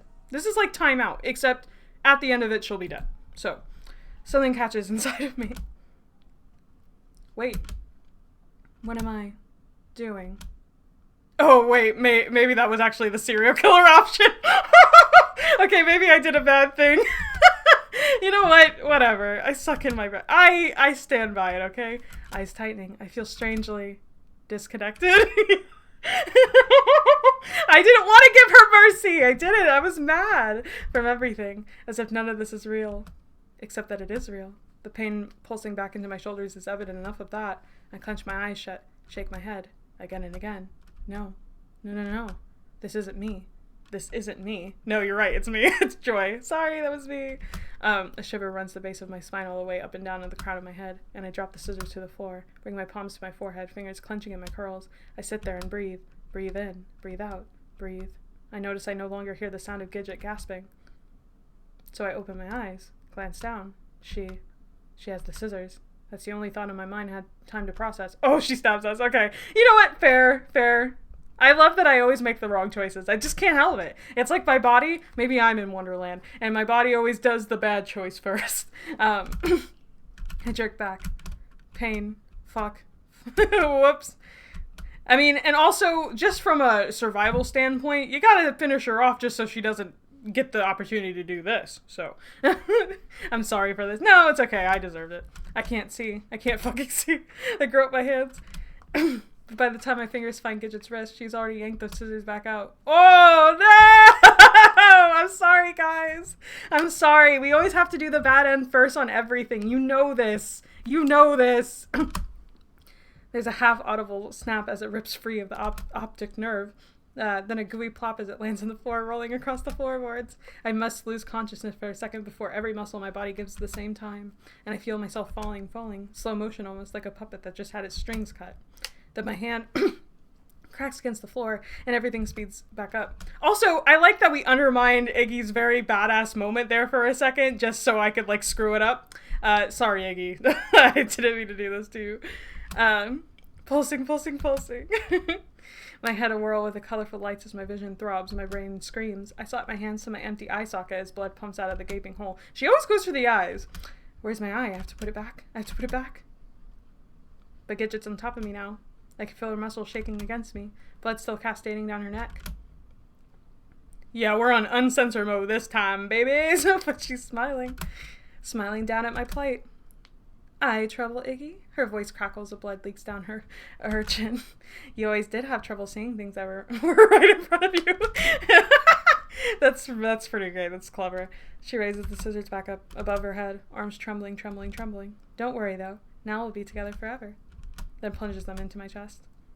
Your eyes got gouged out. That was pretty bad, huh? Want to go back to your save? Yeah, I do. Unfortunately, you were scissored, yep. But at least you don't have to worry about finding your eye anymore. That's true. Yes, I would. Honestly, my instinct was the right one, and I went against it, and that'll do you every time. That'll get you every time.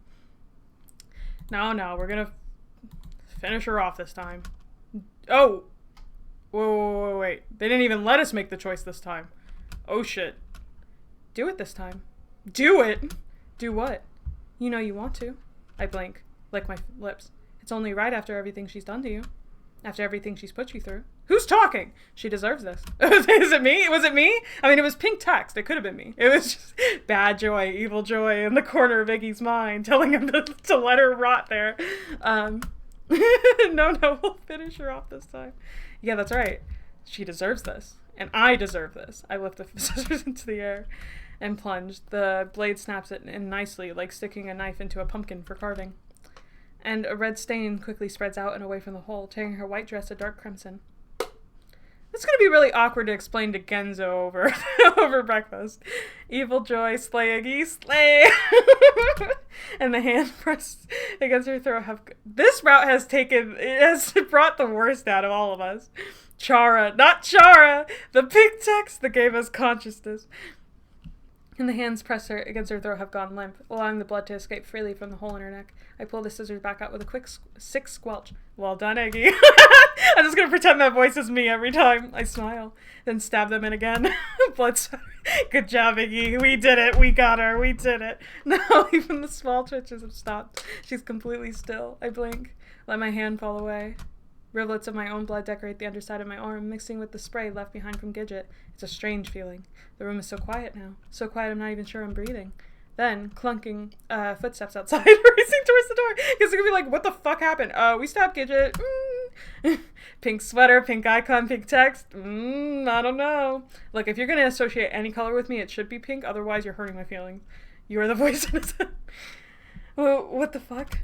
Genzo's standing in the doorway, just staring at us. Run away, Genzo, you're gonna be next. I look towards him, calmly, blood speckling my cheeks, my arms dark and glistening on my shirt. We had an argument. That's all you're gonna say? I finally say when Genzo remains silent. Genzo winces, brings a hand to his already sweaty face, but before either one of us can do anything else, the sound of commotion downstairs interrupts our standoff. Oh gosh, okay, time to run, guys. Then I see his eyes widen. He comes running back inside, slamming the door behind him. We got big fucking trouble, yep. It's our fault. They call out the door. Zombie time! I yanked the front of my collar down to try and get a better look, one hand roving inside to gingerly poke at the flayed skin. I think it's pretty deep. Stop! Genzo holds a hand up to stop my self-examination. The other to his mouth has his go green. An extra zealous thud against the door makes both of us jump, and Genzo begins cursing beneath his breath. Fuck, think. He hits his fist against his forehead. I watch him for a moment, blinking, then wander towards Gidget, bending down to snatch scissors from her chest. Don't worry, I'll take care of them. I start for the door. He's crazy! What is Orlom gonna think of this? Holy shit. The fuck you will, he hisses. I'm sure the hell not gonna watch you get ripped apart by those things.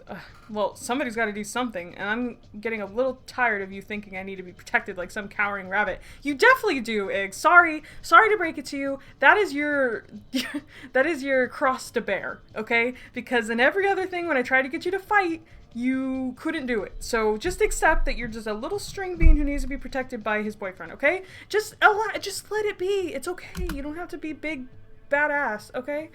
I forgot about these comments from Iggy. I'm sobbing. Genzo face twist. Rabbit, you say? Yeah, that must have hurt. But I don't care. I'm getting sick of it. I turn back towards the door, only for it to come flying open with a horrifying slam that sends the door backwards and bouncing off the wall. Here they are! There's so many of them. They crawl and lurch and moan. Are we gonna stab him? Go for the head. Just like in Resident Evil. Only for Genzo to promptly knee me right in the gut. Whoa. The air goes out of me like a deflating balloon, and in that moment, the lip of helplessness, he grabs me up. Damn. It's all I can do to cover my eyes, with a gut-rattling impact on my backside. Glass goes flying, splinters of wood go sailing, and the two of us go tumbling out through the shattered window pane and slam into the awning below. The combination of impact... A lot of this I've read before, so sorry if I skip it. But I'm keeping a close eye out in case there is something I haven't seen before. Fuck my life. What the fuck was that? I half grumble, half moan as I attempt to push myself shakily to my feet. Fucking saving your life was what that was. Though apparently I should have just left you there to get eaten. Huh? Yeah. I take a menacing step forward, index finger already ramrod straight, but the sound of groans from above is enough to stop my angry tirade before it ever begins. Some of them are already attempting to pull themselves out after us, and the situation's not much better on the ground. But this does, like, okay, so they can fight against this Wonderland shit, right? Because, I mean, Iggy's kind of able to stop himself, sort of, maybe, I don't know. So, like, I don't know. That just sums up everything. I don't know. Come on, I have an idea. At least you do, because I don't. Sure, we're going at first. Oh no! Other way! We quickly reroute. Yep. Go on the... Where are we going? I try to think back to earlier when I left Gija and Genzo on the street to start my bout of binge drinking. Gija had gone. Then it comes to me. I'm not even sure how, but somehow bubbling up the recesses of my brain, I see an expensive pier. Oh, I like that detail. And flashes, so many flashes, cameras everywhere. I shake my head. We're going to the pier. No sooner has this thought crossed my mind than we round another bend and the water appears. Iggy just do like he did with DI and tell them, zombie, no eating. Yeah, 3 times. Yeah, try that. Just sass them. I'm sure they'll listen. Eyes oozing. We race to the edge. In. I don't even stop. I take a flying leap off. Genzo's right behind me. Hand to my head, I push myself back up. Then the same way the camera's flashes has invaded my mind earlier, another image overtakes my mind, and I shoot my gaze towards the rope, keeping us tied to the dock. Genzo, the rope! I try to walk forward, dizzy and wobbling. I got it! But I know it's no use. Nothing he does gets the rope undone. I reach behind me and find the scissors sticking out of my back pocket. I don't even remember putting them there, but something inside me must have known I'd need them. I whip them out and start towards the rope, snapping the blades down. I mean, this bodes well for the future, playthroughs. I mean, we really haven't had that many opportunities to get a bout in, so we're definitely getting better at this. We're just getting an attitude as well. Shit. They're getting closer. Almost to the water now, like a hungry wave spilling over the edge of the bucket. Shit. That's when Genzo's hands come down around mine, encasing them like baseball gloves, and pressing. I wince as the handle of the scissors bites into my palms and fingers, but the additional force seems to be working. At first one fiber snaps, then another, and then with whip-like lash, the blade chops through the last remaining sinews, sending the ends of the rope flying, and the two of us careening backwards, hard into the side of the boat. I feel a whoosh of air escape from my lungs upon impact, although I avoid the brunt of the hit thanks to Genzo's shoulder. Thank you, Genzo's shoulder. The boat rocks, bobs, then begins drifting away from the dock. I see those things gathering on the pier, reaching and moaning at us, but there's nothing else they can do. We're already too far away. Thank fucking God. I glance down. Genzo's arms are tight around me, and I can feel his face pressed into my back. Oh God, he's gonna have another moment where he's like, "Don't touch me!" I jerk away. Yep. Now that we're no longer running for our lives, the anger has rekindled itself in my belly. I could have handled that myself, I snap. Genzo blinks at me for a moment, then narrows his eyes. Wow, sorry for trying to make sure we don't get killed. He nurses his shoulder with a wince, his face tired. Well, it fucking hurt. I bring my hands up, revealing... That was not the time to complain about that. You lived. Genzo's eyes widen with disbelief. Would you have preferred to get your hands eaten off? What the actual fuck is wrong with you, Iggs? Maybe I'm just sick and tired of pushing your way in where you're not wanted. You ever thought about that? And then because I've apparently lost all ability to stop myself at this point, oh God. And you're always touching me. Does touching me get you off? Is that it? Guys, I'm grimacing. I'm not having a good time anymore. I'm sad. Because those pupils go pinprick size. His face turns red. Oh, that is fucking it. Punch him. He bounces. And we both go down. He lands a nice shiner right. Yeah, he kind of deserved that. I'm gonna be real. Like, he should punch him. Because that's fucked up. His hands find my throat as mine find his. But yes, they're arguing this isn't good. First he's on top, then me. He lands a knee right up in my crotch and then brings tears to my eyes. And I follow up by wrenching his hair back so hard a solid handful's come on. I mean, fuck around and find out, Iggy. Like, you can't just be like saying whatever you want to people and not expect this to happen. Then takes him out of commission long enough that I'm able to clamber back on top. Oh, he's punching us, guys. And I feel my fist back. I mean, Iggy has the right to be mad. I mean, he has the right to be mad about being touched, but I mean, Genzo is legitimately just trying to help him at least just get away from zombies. Like, he's only touching them just to help them escape. In general, yeah, he has every right to be upset about not wanting to be touched. Get his ass not the Gidget way. I stop, stare down at him. Oh... He's not looking at me. Instead, I'm not having fun anymore, guys! Ah! His gaze pointed guiltily towards the side and his eyes bristling with tears. I feel my fist unclench and... Oh. And maybe I do like touching you. Fuck, he winces. But I never thought or expected you would like me back. I just don't want to see you get hurt. Yeah, he doesn't.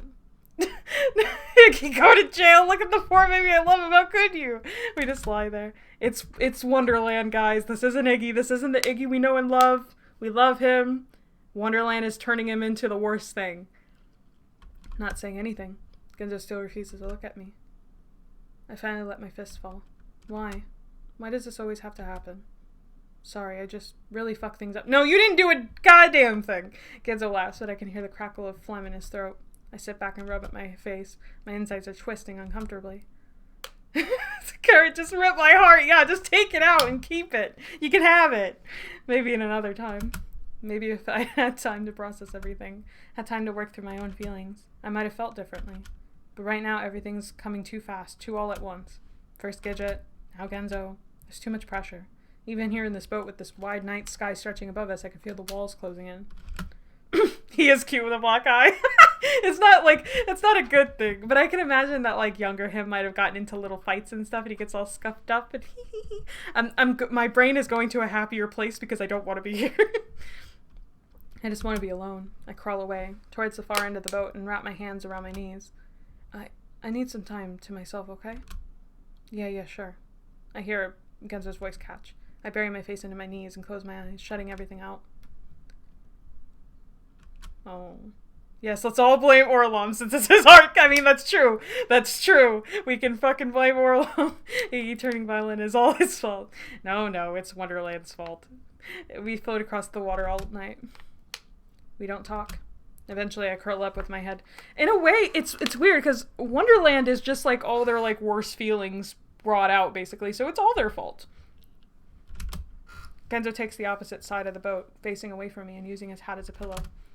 I spend who knows how many hours staring up at the stars, my insides dancing in nauseating rhythm. All these people doing these things for me that I never asked them to do. Wanting things for me that I was never prepared to give. I bring a hand to my chest. The stain on my shirt has grown hard and crusty, and the pain has morphed into a raw ache that mimics the one in my gut. It's not even that I couldn't ever see myself with somebody. That I don't crave touch sometimes, the warm and soft kind, just holding me, that closeness. But the thought of what comes with it terrifies me.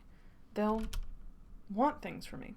And I will say, even though I don't know if this is entirely appropriate as like an overlap, because obviously they're different, but like asexuality and as somebody who has suffered like sexual assault stuff mainly, just like people taking advantage of you when you don't ask them to, there is an overlap there.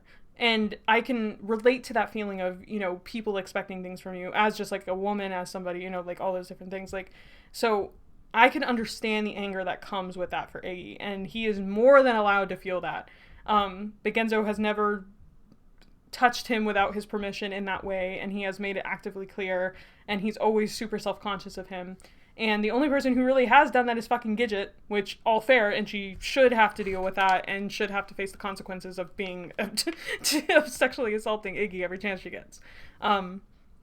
So, like, I get it, you know, like, I don't want anybody to think I'm not Team Iggy or anything like that. Like, I am on very specific instances, want things that I won't be able to give, at least not until I'm ready. Yeah, if I'll ever even be ready. And it's okay if you're never ready. Gidget was already evidence enough, yeah. Genzo would inevitably want it. And that's where it catches me. See, it's like, okay, yes, you've got a point with Gidget. With Genzo, you're just wrong. And you're wrong. And as a reader, you know he's wrong because we've seen Genzo and he did not do that. And Iggy has never felt more comfortable with people than Genzo. So...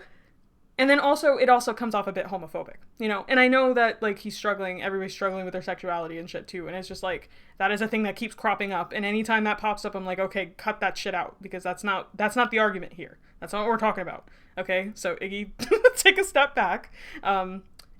He wouldn't do that, okay? All because he's gay doesn't mean he's gonna, like, jerk you off without your permission. Like, he wouldn't do that. Not because of, you know, it's just because he's your friend. He fucking gives a fuck about you. When somebody loves you, they would never do that. That's just all it is. I close my eyes, stomach burning with something that's not quite anger and not quite not. Why do they have to put me in these kinds of situations? I let out my breath. I hadn't even realized I'd been holding. Then feel myself drift off to sleep. And also, if he's feeling this way towards Genzo, and then we've already gotten these hints that Orlam kind of does this with other people, this is going to go really bad really fast. Because if Orlam is struggling with this idea of, you know, consent, or like, just has like a weird relationship with sex and relationships, I don't know how that's going to manifest here. I don't know how that's going to manifest with him and Iggy. I have no idea where this is fucking going. I'm intrigued as fuck. I want to know. But I'm scared. Like, which is always. I'm always curious, but, like, I don't know if I want the answer. When I creak my blurry eyes open again to take in the sun on the horizon, all I see is wide swath of blue as far as the eye can see. Genzo is already up, staring out across the water as cigarette smoke marbles above his head. He looks tired, and when he sees me awake, he tries to smile at first, then simply goes back to staring. I don't miss him lighting up another as soon as he finishes his first, nor the way his fingers shake around the paper. Yeah, maybe you should make him a little comfortable. We take turns rowing using... And it's like, I say that, but then it's like, I don't know, maybe it's better that Iggy just doesn't talk to him. Like, I don't know. I don't know which one's better. We take turns rowing using a set of boards we find lying at the bottom of the boat. I'm unsure if it does anything, but it at least feels more productive than sitting here twiddling our thumbs. We don't speak about what happened. That would make it too real. Instead, we sit mostly in silence, rowing, resting, watching the sun rise overhead, then begin its slow descent back down.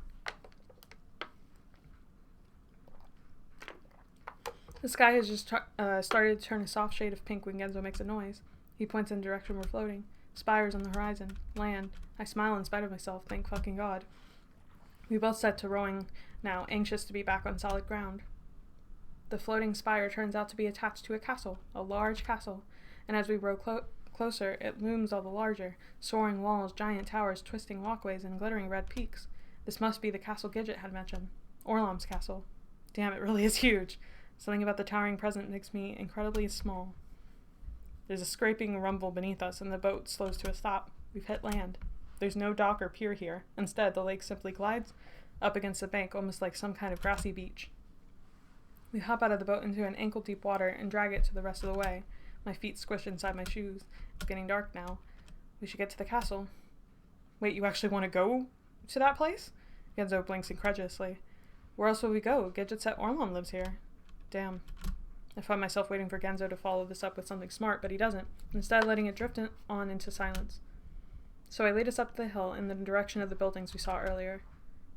It's not far. Already I can see what look like fishing shacks just up the bend, and past that a cobblestone road leading into the town proper. The place looks deserted. We follow the road towards what seems to be a center of town. Okay, so he's still eating people. This does not bode well, but even here, the path remains empty, and the windows of the buildings are dark. The only sound is the fountain in the middle of the square, tinkling, tinkling, tinkling. I look left, right, searching the neighboring streets. Beside me, Genzo has his hand shoved in his pocket and simply stands there, shuffling his feet. Fortunately, I can still make out the castle on the horizon, even against the darkening sky. I toss a finger towards it. I guess we just keep going that way? Works for me. And so we carry on, past the buildings, following the road out of town. And, like, Genzo's not even fighting back anymore. He's just like, okay. Which, you know, ooh, this is new. I see what looked like... I guess we never just wandered up to the castle before. We were always dragged here against our will. I see what looks like twin guard posts comes into view as we grow near. They sit on either side of the entrance to a bridge that connects to the other side of the moat and the castle gardens beyond. 2 rabbit guards with spears. One of them be Jerry, please. I want to meet Jerry. Who the fuck is Jerry? What is the mystery behind Jerry? Genzo comes to a stop next to me. This suddenly seems like a really bad idea. You didn't think a castle would have guards? I feel my brow arc. Yeah, sure, but not our friends, the homicidal rabbit fiends. Genzo's hands splayed out in exasperated emphasis. Jerry is everything. Jerry is everyone. He is everything. He is the beginning. He is the end. My eye goes back to Gidget and what she said in the end. I guess Orlam commands them? Then it is his castle after all. And the fact that they tried to kill us early doesn't worry you at all? Genzo takes a step backwards. Come on, Eggs. This is really starting to give me a bad feeling. The closer we get to this eyesore, the more I feel like I want to hurl. I'm not leaving you until we see Orlam. I didn't come all this way, and through all that, I gesture in the general direction of the lake. Just to leave before we even got any answers. And with that, I begin walking purposely towards the bridge and the rabbit guards. Genzo brings his hands to his hat, fingers... Oh, poor thing. I'm so nervous, poor Genzo.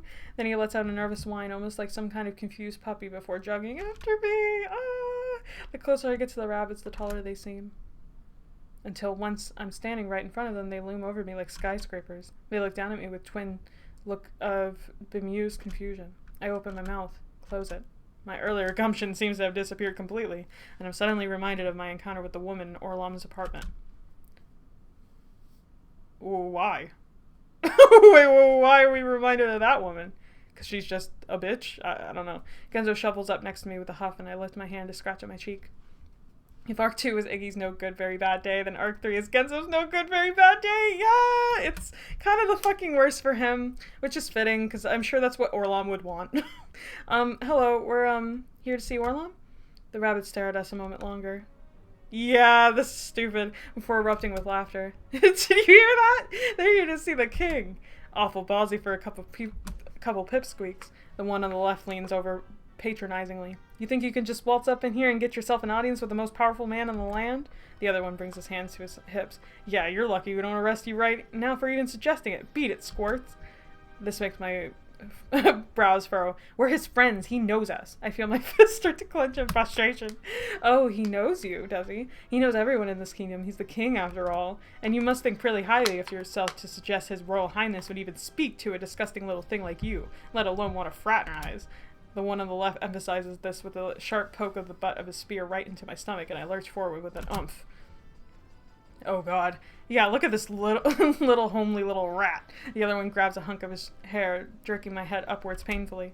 What is this, a walking corpse? The slop in the breakfast troughs has more life than this. Oh, the first rabbit grabs Genzo by the collar and lifts him in the air. And this one's been the trough too long. Both rabbits erupt in another fit of laughter. We're just being bullied by rabbits. Awesome. We're telling the truth. Just ask the overweening slime ball in there.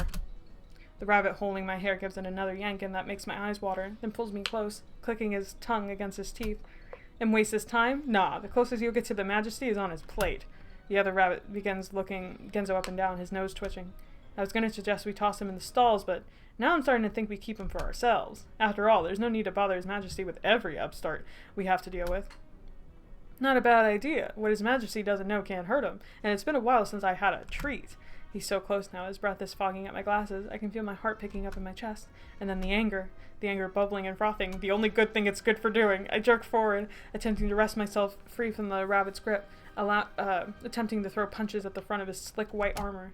You let us go right fucking now. Do you hear me, you big furry... That? Got him! Oh damn, this one's spicy. The rabbit responds by lifting me clear off my feet via my hair. I let out an undignified squeak. The pain shoots straight down and through my scalp like a knife, sending tears to my eyes as my feet spin uselessly. He watches me for a second in my struggle. Yeah, I'm gonna enjoy this one. Been way too long since I've gotten to play. Iggy! I hear Genzo's voice shake. The rabbit holding him responds by giving him a fierce shake that sends his head rocking. Don't worry, you'll get plenty of attention too. I have always liked a little meat on my toys. Fuck, yeah. I throw another useless punch, another useless kick. My entire head feels like it's on fire, and the tears are now dribbling freely down my cheeks. What's all the commotion at the gate? What's going on down there? A staticky voice suddenly bites through the air. Oh, Orlom saves us for once. The rabbit drops us instantly and jumps to attention. Neither one of them moves, simply eyeing each other nervously. Oh, you guys are dead. Sorry. Finally, the one to the left hisses, answer it. Why do I have to be the one to... Are you even listening to me? I asked what's going on. The voice crackles to life again. It seems to be coming from the guard post on the right. The second rabbit cringes and dashes off. He picks up what looks like a small receiver off the inside wall of the outpost. Nothing important, Your Majesty. Just two nobodies trying to get into the castle. We've placed them under arrest, and we'll take them to the stalls immediately. There's a pause. Then, trying to get in to the castle? Now that's a rare one. Who are they? The rabbit looks back at us, lying on the ground. He raises his brow. There's a short, round one and a tall, sickly one, Your Majesty, sir. Another pause. Then, those are my guests. You're to bring them inside immediately. If the rabbit could have gone white, he would have. His face twists and he turns to look at the other rabbit, who looks similarly distressed. Of course, right away, Your Majesty. And you two, come to my room once you've passed them over to my attendants. It seems we need to have a little chat. The line goes quiet, and the rabbit hangs the receiver back up with a nervous twitch. He walks back over towards us, face grim. The bunnies are a little spooky, but I also want to pet them. Apparently they were like really nice and cute, like when they were kids, and they used to like protect the kids and stuff, and now they've warped into something horrifying. But yes, I want to pet them too. Genzo pushes himself to his feet, dusting off his knees with a little grunt. That's more like it. I need to head out now as my partner is calling me lol. I was so happy to get to watch live this time. It was so much fun. Can't wait to watch the rest of the VOD. No problem! I'm glad you could stop by even for a little bit. I had a lot of fun having you here. And I look forward to seeing your comments on the VOD. I'm excited to see the rest of this too. Have a good night. Hope you have fun. Then we fall and step behind them, eyes wide and searching as we're led across the bridge and through the grounds to the castle beyond.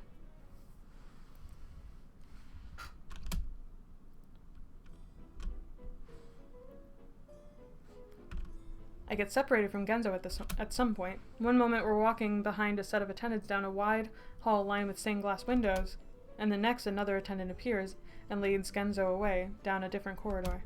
Bye, Karen. All I can do is shoot him a look of confusion as my own attendants usher me further along the red carpet and towards an ornately marbled atrium. From there, I'm seen to by what seems to be the castle doctor, an older rabbit in a white coat and glasses. He cleans up the wound on my shoulder and stitches the hole closed in. What couldn't be more than 15 minutes, his large furry hands strangely nimble as they work in the dark stitches in and out. I spend most of those minutes staring at the far wall so I don't have to see the needle poking through my skin. Once he's finished, I've got a wad of gauze, med taped across my chest. I found myself being led around once again. Always through arching hallways with ceilings that take my breath away, and past giant paintings and sculptures ornate enough to make the artists back in our world blush. I found myself a bit awestruck by the whole affair, and the attendants more than once have to clear their throats to get me moving when I stop to stare or ogle at something breathtaking. Before long, however, we make it to our next destination, which, as it turns out, is a bath. I'm guided into the most magnificent bathing room I've ever seen in my life. Whoa! It's huge and round and brilliantly gilded, an enormous mirror taking up the entire length of the ceiling. As its center is a swimming pool-sized bathtub lined with bubbling jets and water-squirting fish. My attendant hands me a set of plush towels, bows, then leaves the room. I stand there a moment, unsure what to do, then turn around towards the bath. Holy fuck. This is... I let out a breath and hear a whistle between my teeth. With a shake of my head, I finally snap myself out of it, then slip off my shoes and pad towards the edge. Bath time! I kneel down and dip a finger into the water to test it. Hot, but not too hot. Just right. And the smell is heavenly, like a warm hug warbling through my nose and lungs. I shrug myself out of my clothes quickly after that and slide in. The feel of the water on my skin is indescribable. In fact, at the moment, I wouldn't even hesitate to call it the most amazing thing I've ever felt in my life. I glide towards the middle of the bath, sinking down to my neck in the ambrosial fluid, and let out a sigh that seems to last 1,000,000 years. This is the life. Oh no, he's gonna love it here. Oh no. My gaze goes towards the overhead mirror, and are they just gonna kill Genzo and live happily ever after? Except not, as just both villains. Not looking too shabby. I guess even the mirrors here make you feel like $1,000,000. The sounds of the door open jolts me from gratuitous self-study, and I turn to see a rabbit attendant leading in a man and a woman wearing nothing but bathrobes. My hand goes immediately between my legs, and I take an awkward step back, nearly slipping beneath the water. His Majesty has prepared bathers to help you wash. You may choose whichever you prefer, or both if you wish. The attendant gestures towards the duo next to him. Wow, Orlam's so bisexual inclusive. It's crazy. My brows much reach towards the roof. I look back and forth between the man and the woman, neither one of whom are looking at me. They're both gorgeous, though. Clearly have been chosen for their looks, the man tall and chiseled, and the woman with a sizable bust and flowing hair reaching towards her waist. I suddenly realize what this is. That's... My tongue seems stuck to the roof of my mouth. I really don't need any, bathers. I'm fine, on my own. I scratch awkwardly at the back of my head. The attendant looks confused. He turns from me to the two at his side, then back to me. Listen, being the royal consort isn't a bad thing, that's true. Are you sure they will attend to your every need? I feel my face heating up. I don't have any, needs to be attended to. It's fine. Very well then. I shall let His Majesty know. He gives a swift set of claps with his hands to get the two bathers moving, then leads them back out the door. Once they're gone, I hear the click of the door. I let out the hair I'd been unconsciously holding and sink into the water. That was awkward. I blow out a stream of bubbles, watching them dance and pop on the water's surface. Fortunately, the rest of the bath goes by without interruption. I find a tray of... Where's Genzo? I find a tray of soaps and shampoos next to one of the larger fish statues and use them to clean myself up, enjoying the tingling feeling on my scalp as I scrub my fingers through my hair. It's also kind of fucked up that we're not even thinking about him. Like, we're like, oh, we got separated from him, I guess he's fine. But I guess if we trust Orlam, he must also assume it's fine. And then finally sighed, I've had enough, and pushed myself back up and onto the tile, wrapping the towel around my midsection. Almost as if on cue, a trio of rabbit attendants enter the room and quickly ushers me through a nearby door and into an ornate vanity room. I'm seated on a plush throne in front of a giant mirror where I'm given the full pampering treatment, powder, blow-dry, curl. Hell, they even trim some of my split ends. Once this is finished, I'm guided towards a set of standing mirrors where another rabbit with a bundle of pins in his mouth is waiting with a measuring tape. Ooh! He snaps the tape up and down my legs, across my arms, around my waist, all of it practiced and efficient and done in about 60 seconds. Meanwhile, Genzo is being bathed too in those freaking cooking pots. Oh no! No, I think he's probably still alive for now. I don't think he's gonna die off screen. Then it's on the move again, this time into another room with pillows and cushions, blankets, even a few stuffed bears. Soft, relaxing music is playing from somewhere. Then I sniff what smells like incense drifting off from a small glowing bulb. Until your suit is ready, my attendant says, as though somehow self-explanatory, before bowing and once again exiting the room. My suit? But he's already gone. So instead I wander towards the giant pile of cushions and fall down into with a soft ploosh. This has now officially been the strangest experience of my life. I stare up at the ceiling. Or peppered for dinner, then crawl up on my elbows and grab one of the bears, holding it in my lap, as I peruse the rest of the room. To the right, I spy fancy gold leaf trays filled with chocolates, fruits, and cakes, and to the left, buckets of ice with an assortment of wine, champagnes, and brandies. Ooh, don't mind if I do, as I pour myself some wine and lie back with a little, small plateful of cake balanced on my chest. My mind goes to Genzo. Oh, finally! Okay, that's good. I wonder if he's been given the same royal treatment as me. Probably not.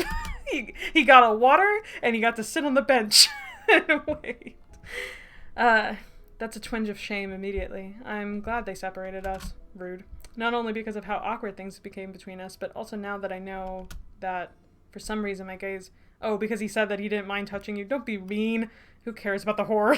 Iggy finally reaching financial freedom. He's a Giga Chat now.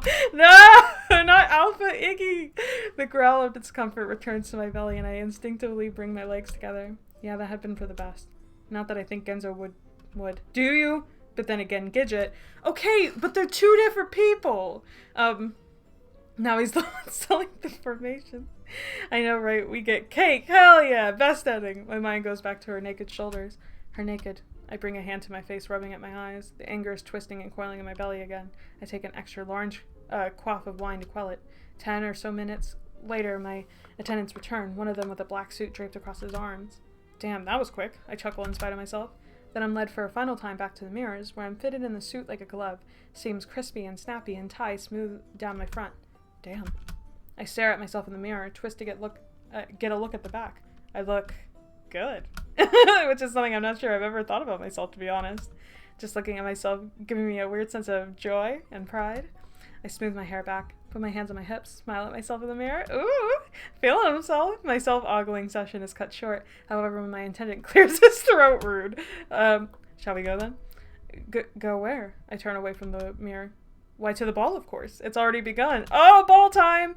Ball! What ball? Ball time! But I'm not given an answer. Instead, my attendant takes my arm and leads me towards the door, clearly hoping to get me there quickly. All I can do is gulp as I watch the scenery pass by, a big cold stone growing in my gut. Oh yeah, to be drunk and angry, that'll go well. No, for real! Parties, why does it always have to be parties? I do like a ball. I do want to dance. I do want to get down before everything goes bad. Presenting Ignatius Walter! Walter's his middle name. Oh. I could make so many Breaking Bad references right now. Is that even his fucking... That might be a bad joke if I don't know what the fuck I'm talking about. Whatever. Ignatius Walter Maxwell. Woo. I mean, it sounds very fancy. Sounds very fitting for this. I instinctively shrink in on myself. Did they really need to say my whole name like that? It's the nerdiest name I love. My cheeks feel about 100 degrees and already driblets of sweat are working down my freshly clean neck. The size of the ballroom doesn't help. It's absolutely enormous and bright, so fucking bright. Every single inch of it gleams with gold and glitter, glittering 12-tier chandeliers hanging from the ceiling and lilting music drifting from a string quartet in the corner. Walter White himself. Okay, yeah, I was right. That's the big voice. No! And the people, there's so many of them, all dressed to the nines with gorgeous dresses and dashing tuxedos. And upon my triumphant entrance, every single pair of eyes turns straight towards me. I really want to disappear inside the collar of my suit. This is too much. Way too much. Already I can feel my chest grow tight, fuzzy dots dancing across my eyes. Come along now. My attendant tugs me forward, and my legs feel like they're made of jelly, and they refuse to move. The music is always nice. Like, always, always, always. Can say that the music goes off constantly. I think I need a minute. My breath is coming out faster and faster. Fuck, I'm gonna pass out. Until... My dear friend. The familiar voice makes my head pop up, and I see the crowd of people part, forming an aisle leading straight from the grand throne in the back of my room. I need to get my Orlom voice back on. And there, walking down the aisle, his hands outstretched in welcome. Oh, look at him! He's so cute. It's Orlom! It's boy! It's the boy we've been here for the whole time. The boy that we ruined our other boy for. Wow, that's love. My throat catches. He looks fucking regal, yeah. Crisp white suit practically molded to his body, ornate crown framing his orange hair, and a fur-lined cape draped across his shoulders. Somehow the sight of him, of that familiar face, helps to calm my racing heart, and my breath finally begins to slow. Oh! He smiles and walks towards me, a little cape fluttering behind him. It's been some time, hasn't it? I'm so glad you could join me here. He brings his hand to my shoulders, then raises a brow at my clear discomfort. A little overwhelming, yes? But you get used to it. Come, come. He holds out his elbow, and I latch onto it like a spooked field mouse. Rat and mouse. They're so cute. He's never looked less miserable. And his little greasy rat tail. My gaze jumps back and forth between the throngs of fancy partygoers as he walks me back down the aisle. Everyone seems to be watching us, fanning themselves and talking in hushed whispers. Ooh, scandalous. My fingers dig deeper into Orlom's arm with every step. When we reach the middle of the ballroom, Orlom stops, turns towards me. You will have this dance with me, won't you? I do so love showing off my guest of honor. His arm goes to my waist and pulls me close with a possessive tug. Ooh, I shouldn't like him, but I do. Dance? I practically squawk. I'm not. I don't. But Orlom has already raised his hand to snap his fingers. And in that instant, the string quartet begins a waltz. Ooh. Let's get into it. Yo, Orlom's got rid. Don't worry, I'll lead. His lips curl into an impish smile. Then he grabs my hand and dips me backward. At this point, I'm not sure I could resist even if I tried. Me neither. So with a flutter in my heart and a clumsy stutter in my step, I do my best to try and keep up as he pulls me back up and begins to dance. Wow. Oh, the white and black. They're getting married. I have zero idea what I'm doing. But Orlom has clearly had plenty of practice. The arm around my waist keeps me held in close and guides our movements as his hand squeezes mine with the beat of the rhythm. I'm sure my feet aren't doing anything close to what they're actually supposed to do, but it seems enough to keep up with the sway and turns and tilting to and fro of Orlom's hips. Hey. This is a surprise wedding. Can you imagine? That seems very in tune for Orlom. You're looking well. I trust my attendants took good care of you. That smile again, almost as though he wants to eat me whole. Oh! Wow. Okay, fanning myself just then. Yeah, it was... They were fine, everything was fine. I'm actually tongue-tied. I'm so focused on trying to find my words that I half trip over my feet. But Orlam just grins and pulls me back in, then sends me out for a spin that leaves me 20 times more discombobulated than before, then tight again. Flush against his chest, flush against his... My face flushes and I jerk my head upwards to see Orlam just looking at me, brows low. I noticed you didn't take up my offer in the bath. I did try to prepare both of them to your liking. Not him clocking us as a bisexual. He's like, I know what you like. Beads of sweat work their way down my forehead and temples. Well, by romantic. Then Orlam sweeps me back up and into the dance again, and I'm forced to take a second to refine my steps. He laughs. So he's a little cannibalistic. We all have flaws. And you know what? I as a Hannibal fan, of the show, I really do think cannibalism is a cool thing in fiction. I'm sorry. Shoot me down. It's okay. I didn't actually expect you to. I was mostly more confirming things. He raises a brow, sly grin stretching across his face. You see, Iggy, I've noticed something. You and I are like two sides of the same coin. We are? I croak somewhat unbecomingly. You hate being around people. I love being around people. Another spin. You like to follow, I like to lead. And another, this one ending in a he's like, I'm yin, you're yang. That nearly sends me to the floor. You don't want anyone? I want everyone. He's just like me for real. Oh, no, I love it too. It's a fantastic twisted sort of thing, especially in romance. Hell yeah. The look he shoots me sends a discomforting twist through my chest and straight to my bowels. He pulls me back up with a jerk. That's nice, is all I can manage to say in the moment, though the flush on my face probably says otherwise. Orlam must get a kick out of this because his grin widens and he lets out a chuckle. You're a funny fellow, Iggy. Am I? My brow arch. And then, because I feel the conversation going in an increasingly uncomfortable direction, I attempt to divert it with some small talk about our mutual friends. We are not talking about Gidget, are you kidding? Ain't nothing to say about fucking Gidget. We'll talk about Genzo and we'll just make Orlam angry, it's fine. Fuck it. Reminds me of a 7-year-old villain in a Barbie movie being like, I want it all, I want it now. Orlam Barbie villain for real. He is a Barbie villain. I love that for him. I'm willing to categorize Orlam as erudite. Probably. So, where's Genzo? I throw a half fake, half legit glance at our environs. He should have been along by now, too, shouldn't he have?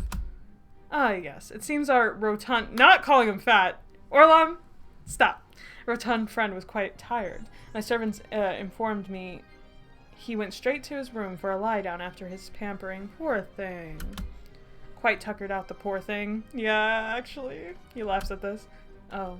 My mind can't seem to decide how it feels about this. Guilty, perhaps? You should feel a little guilty. Because maybe he just didn't want to see me right now, which is fair. But my wince quickly morphs into a scowl, as though it was my fault.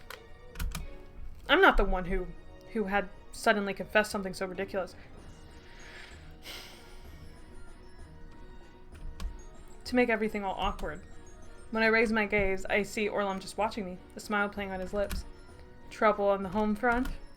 But my lips move before my mind has crafted an answer, and all that comes out is a saliva-thick mess of sputtering and fumbling. Iggy, you villain! Yeah, no, for real! His thoughts are so bad just then. I feel my cheeks heat up. Don't worry. I know about our friend's little infatuation. Not that I'm gonna gossip about it. Orlam, you know how this feels. Don't do this back. Genzo's feelings are not ridiculous. Yeah, no. Definitely, especially with the way he said pampering. And from the reaction, I'm guessing you're finally privy to it as well. He raises a brow and I don't miss the way his hand seems to dip just slightly lower on my hip as he pulls me in to the left. I grimace. Yeah, he told me. He leans in. And how did that make you feel? The heat returns. I look away. I don't know. I've never thought about him that way before. Except in the last route. I bite down on my lip. Oh, thought about him how? Orlam's grin spreads so wide it's a wonder it doesn't take over his whole face. He twists his leg behind mine, sending me back into his arms. Like this, perhaps? then pushes his thigh up against my legs, or like this. Oh!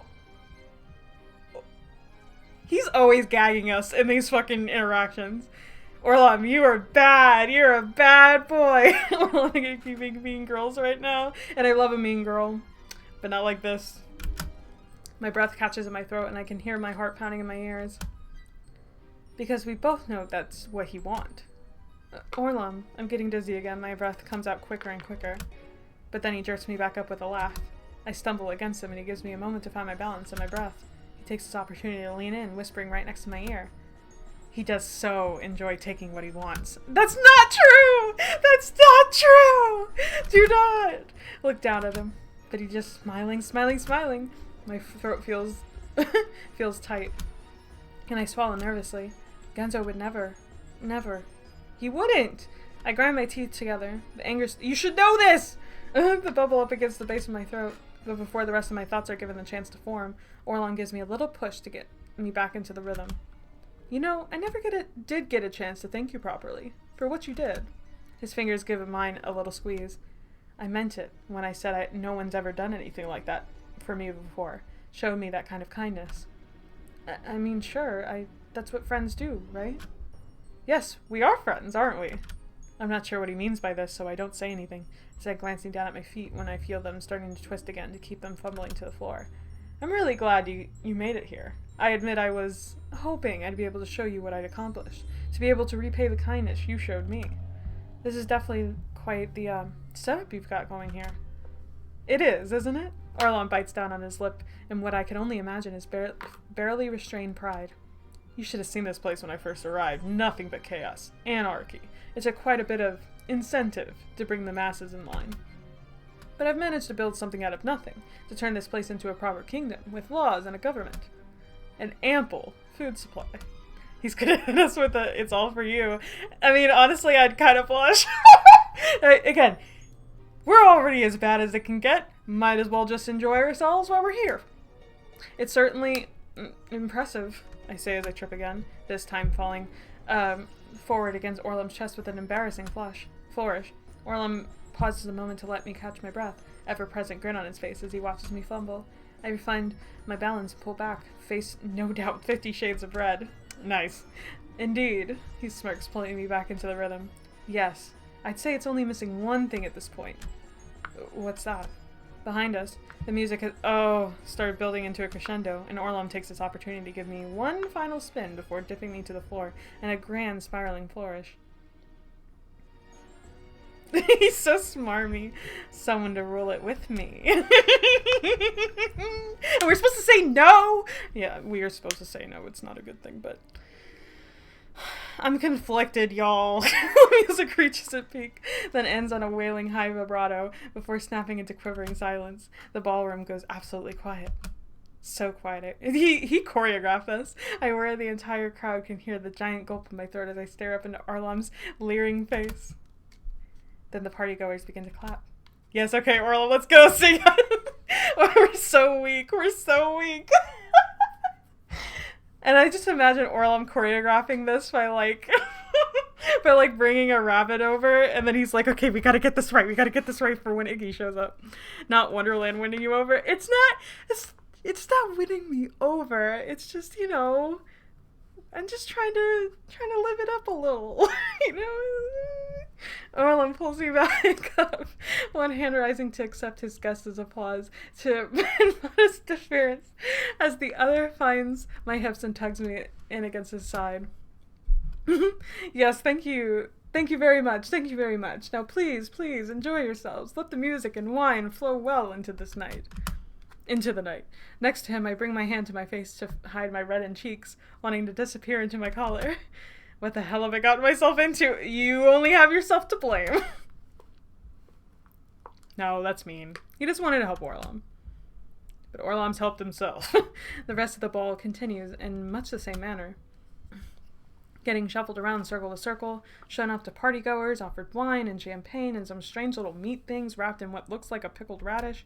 Orlom is completely in his element, making small talk, jokes, accepting and dishing out compliments, no matter how forced. I run out of energy to keep up with the conversation after a grand total of 2, but he's still running on full steam after I get to the 20th.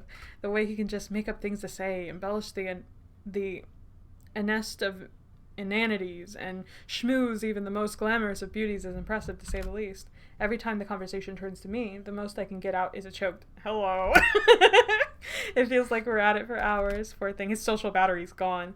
And in the middle of an exceptionally long yet animated talk with buxom Lady Bouvagin and her trio of fans, I managed to slip away and forward one of the far corners, grabbing another flute of champagne on the way and downing half of it in one gulp. Yes, more alcohol, that's what we need right now. My legs shake as I lean up against the wall. I can feel sweat clinging to the back of my neck. I take one breath, 2. Feel myself start to settle down as I watch the clusters of guests shuffle about, some of them talking, some of them dancing, all of them sneaking the occasional glance at the short little redhead bobbing in and out amongst the lace and frills. They certainly seem to like him. Thought I can't help but notice that there's not a plain one amongst the bunch. All of them, every single one of them, could easily pass for a model. Honestly, if I was Orlum, I'd do the same thing. I would just be the queen of a place of a bunch of hot people. Okay? And if that makes me wrong, then I don't want to be right. It's almost as though they've been hand-selected through some kind of beauties-only casting call. Where are all the normal people? He just eats the normal people and only keeps the hot people? Slay! Like, come on! As a villain, that's great. As a villain, great. Like me. I gulp down the rest of my champagne. You're not normal, Iggy. You cute. Enjoying yourself? He allowed an unbecoming eep and jerked backwards, nearly dropping my glass. Orlum's right next to me, hands on his hips. Don't worry. I know this isn't your thing, he smirks, then loops an arm around my waist and brings a hand up to shield his mouth in an over-embellished whisper. Shall we find somewhere else a little quieter? I love how your wish had you fall. Would have been, I want to woo them all. I just want to be like, no, I think I would have definitely wanted to be like a matchmaker Aphrodite type. I would just want to make like my own love stories or something, which is kind of weird. I know, I get it. Like, it's good that wishes don't exist because I'd probably make a bad one, like on accident. But I feel my mouth go dry. But he doesn't wait for my response. Instead, latching onto my arm and tugging me towards the door. Come, come, come. Once back out in the hallway, the quiet feels almost deafening. Orlum leads me gleefully past bowing guards and attendants towards the grand staircase in the main hall. Practically dancing up the steps, sorry. Where are we going? I asked almost hesitantly. My room, of course. There's something I want to show you. I feel myself blanch, but I don't say anything, all of a sudden incredibly nervous. And only a few minutes later, we arrive in front of a giant set of crimson double doors, big enough to fit an entire truck inside them. Attendants manning either side bow in reverence with twin, "Good evening, Your Majesty," before pushing open the door with a heavy creak. But there's a teddy bear! We can't be too scared. We step inside, and my jaw drops. It's not what I expect. Well, some of it is. There's an absolutely enormous canopy bed topped with a deep red duvet and about 50 pillows. Jesus. Like, what if we were in Universe's Wonderland? Honestly, I don't know what I'd wish for. Yeah, maybe I'd also do what Iggy did and just save it for later. A giant armoire decorated with golden vines and leaves stands next to a full-length mirror. And the last time we were alone with someone in a room, we were killed. We killed. Yeah, that's true. I'm hoping for the best, and above us hang some more chandeliers, smaller but no less ornate than the ones in the ballroom. What I don't expect, however, are the toys. They're everywhere. Stuffed animals of all shapes and sizes, including the biggest teddy bear I've ever seen in my life, lying in the corner. Action figures, puppets, dolls, bats and balls, model planes, even a miniature train chugging on a track that circles the entire room. He's a child. I stand there a moment in the doorway, just taking it all in. I mean, he didn't have a childhood, so this is him reclaiming that. Before Orlum gives me another tug, guiding me into the room proper. This way, this way. He leads me through the veritable toy store, towards a set of glass doors on the other side of the room. I don't miss the brown stuffed rabbit propped up on the pillows on the bed like some kind of throne as we pass by. He pushes open the door, pulls me out of a large balcony. Ooh, and I step forward, gaze going skyward. It's gorgeous. I refuse to believe Orlum gets any action with this decor. I mean, if he does, it's because they're just intimidated and not because they actually wanted to be here. It's like the whole world is opened up above me, a galaxy of stars just for me. And as I step even further, I see the world down below, a picture-perfect nightscape on the countryside. Tiny dots of light color the nearby town, purple and blue trees trace the curves of the hills, and moonlight dapples the surface of the lake. It's like a goddamn painting or something. And instantly I feel my anxiety begin to recede, almost as though swallowed up by all the calming blue. This is how he gets you. He gets you all relaxed with the starry night sky, and then he shakes you. I thought you might like it. I walk over to the railing, enjoying the coolness of the marble beneath my fingers. I close my eyes, take a deep breath, feel the chill swirling around my lungs. Then let my gaze go back to the stars, that ever-expanding universe. I could get lost in it. Even someone like me needs a little alone time now and then. Fortunately, I have the best spot in the kingdom to get my fix. Wow. He's so cute! And he's shorter than us, which is so nice. Orlam steps over next to me, leaning his elbow on the railing. This could be yours, you know? There it is again. That offer. I blink. Look down at him. He's got his gaze turned up at me. The same sly grin from earlier curled across his lips. But then he turns away and off towards the scenery.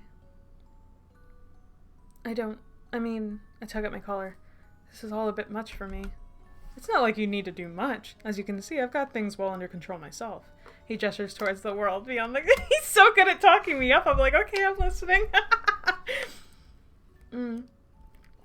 But I admit, I want more than this. I want to expand, grow, to turn this into a thriving kingdom worthy of the history books. There's so much of this world left to discover, and I want to discover it all. To take it all. Oh god. He snatches at the air, curling his hand into a fist. Alright, we get it. Mad King. And well, even someone like me could use a little support in such a grand endeavor. At this, he turns towards me. A little companionship, shall we say. I feel my face grow warm. My mind goes to the bathers, the army of gorgeous partygoers, all of them seemingly enamored by Orlam. Don't you, already have plenty of possible companions? Orlam takes my shoulders in his hands. But none of them are what I need. Someone who cares about me, who's been with me through thick and thin.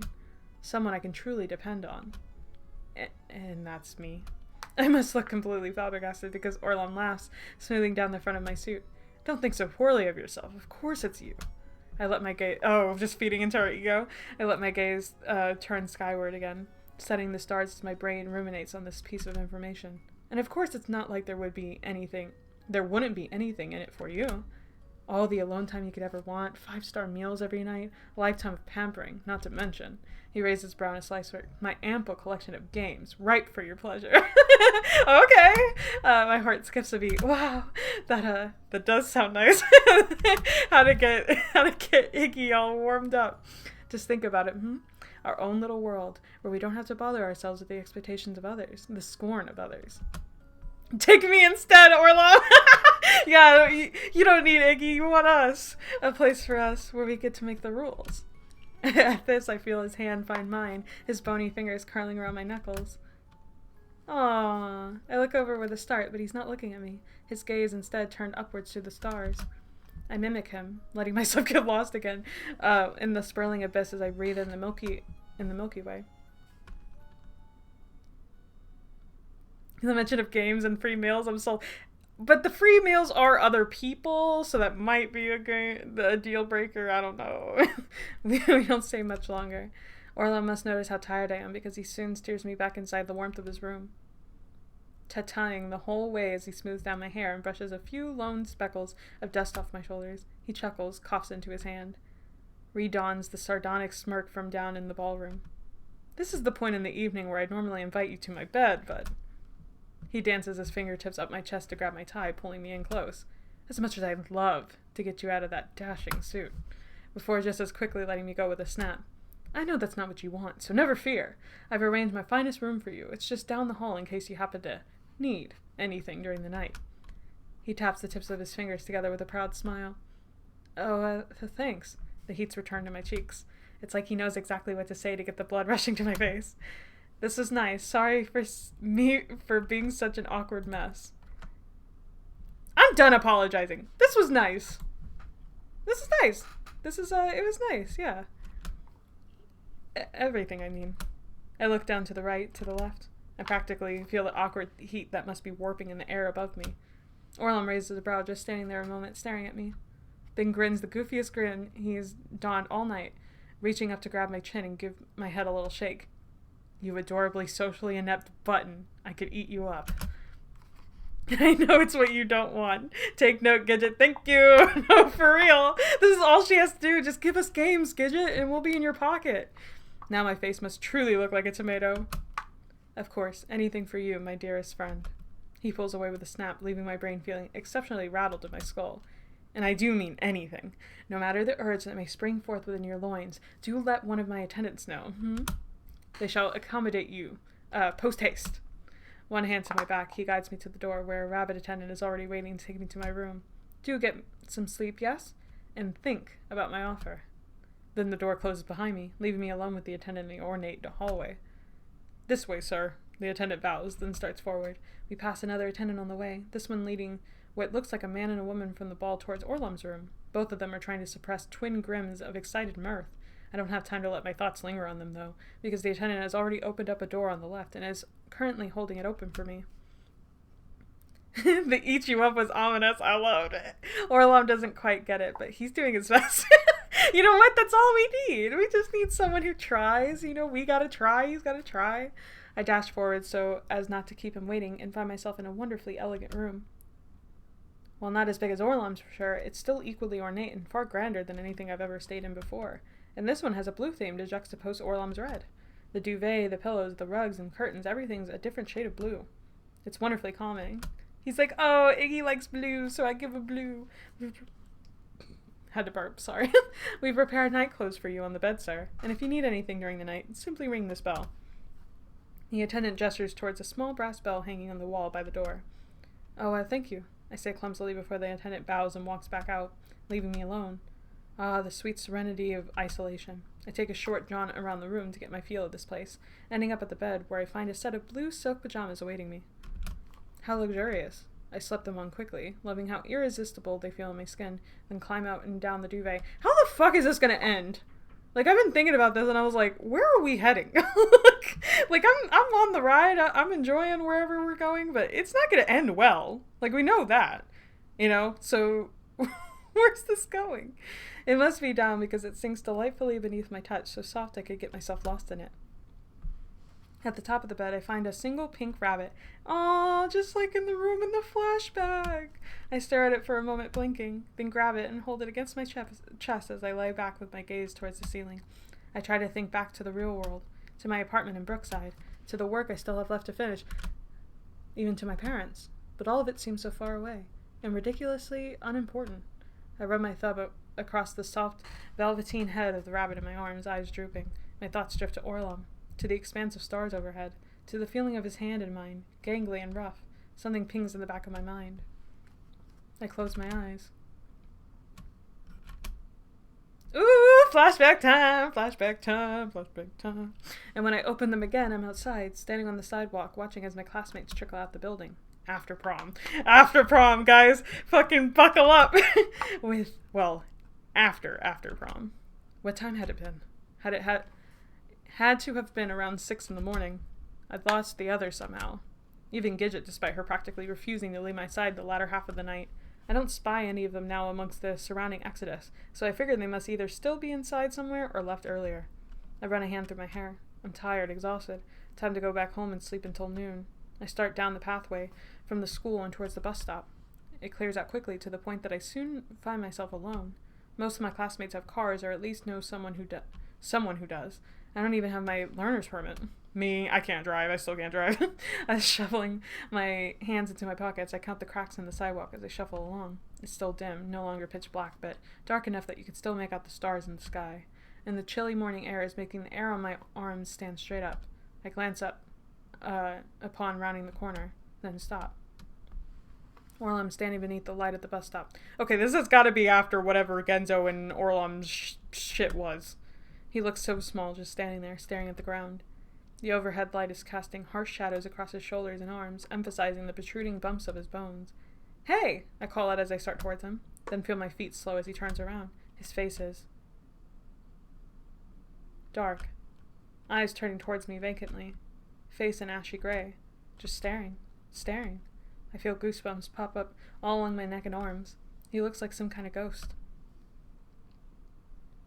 Hey, I try again, slowly falling into place beside him at the stop. Let me hug you, poor baby. He is very cute. Every time I see Orlo, I'm just like, I want to hold him. Everything okay? Was wondering where you went. Suddenly felt like I was all alone in there. I smile. He doesn't return it, nor does he say anything, just staring at me with the same look of almost confused emptiness. Now that I'm closer, I can get a better look at him. His eyes are pink and puffy. His hair is a scraggly mess. And his clothes look like they've gone through a wrestling match. I notice the buttons of his shirt no longer match up. Did something... I start looking back and forth from his face to his bedraggled appearance. Did something happen? After this, his face seems to curl in on itself. His brows furrow in on his eyes, and his lips pull back in a distraught cringe. And his gaze falls as what appears to be a renewed burst of tears begins running down his cheeks. Oh no! Shit, I reach towards, out of instinct, then simply stand there awkwardly, one arm around his shoulder as he cries in silence.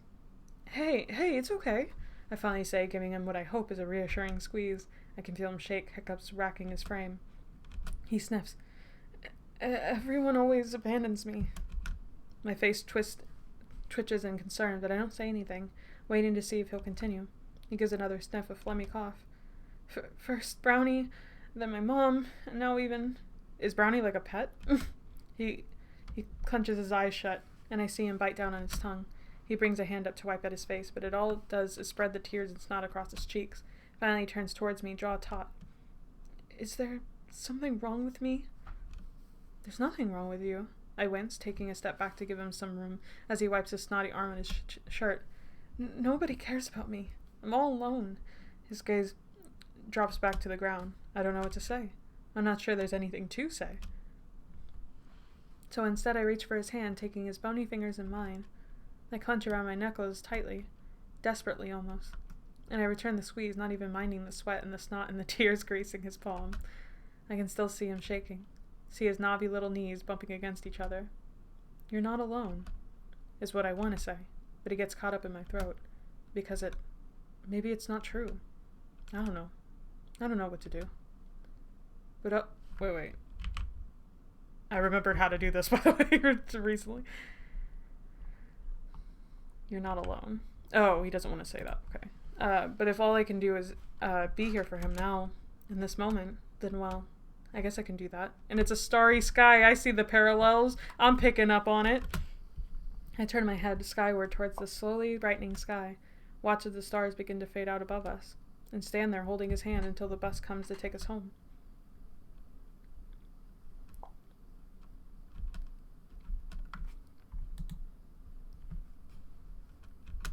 I awake the next morning to the sun filtering in through the curtains and painting patterns across the sheets. I feel so comfortable. I'm gonna work while listening. Don't worry. I'll probably be going for like another 30 minutes or so. I wanted to finish Act 3, but I don't think I'm gonna be able to, but I want to just pretty much go until I feel like I want to stop. Poor Orlominik, not even saying I'm with you. Yeah, come on, just say just one word. One sentence makes all the difference. I smile and roll over, still hugging the pink rabbit in against my chest as I bury my face back into the pillow. Just 5 more minutes. 5 minutes turns into 10, then into 15. Finally, however, I push myself up on the mattress with a frazzled whoomph, running a hand through my hair and rubbing at my eyes. My stomach grumbles through the blue silk of my pajamas, and I realize I've never really had a proper dinner last night. Kind of thinking of making a raking video of all my... You should! I feel like it'd be really fucking hard. I like everybody so much. Except Buxley. Buxley goes in F tier for sure. I'm just joking. Just for now. Baby needs all the love and care in the world. Just the snacks after the bath and those meat things at the ball. And the alcohol. Lots of alcohol. I grimace. Then slide off the bed and pad towards the bathroom. Well, not quite as large as one I bathed in yesterday. This one is still extraordinarily ornate, and it's equipped with both giant showers with rainfall showerhead and a monstrous claw-footed tub. Opposite these fineries are the vanity and toilet, which I partake myself at first, staring at the gold patterns on the wall as I release all the liquid I am. That's great. Once I wash up using the toiletries provided on the vanity, I head back out, where I spot my clothes sitting on one of the chairs. They've been perfectly clean, not a single hint of blood remaining, and even the hole made by the scissors had been expertly sewn and closed. I stare at them for a moment, then shrug and put them out. Admittedly, after everything that has happened, this piece of normal feels quite comforting. When I open the door to step out in the hallway, I'm greeted by a rabbit attendant. "Shall I take you to breakfast, sir?" he asks with a bow. "Oh, sure, that sounds good, yeah." Another bow. Then we're on our way, through the corridors and down the grand staircase, past other attendants cleaning, dusting, and polishing the castle trimmings. "This way, sir." My attendant bows again, once we reach a large set of double doors. Then opens them to reveal a grand dining hall, with long tables stretched across its center. The table is already piled high with food, eggs, toast, meats, cheeses, bowls and bowls of fruit.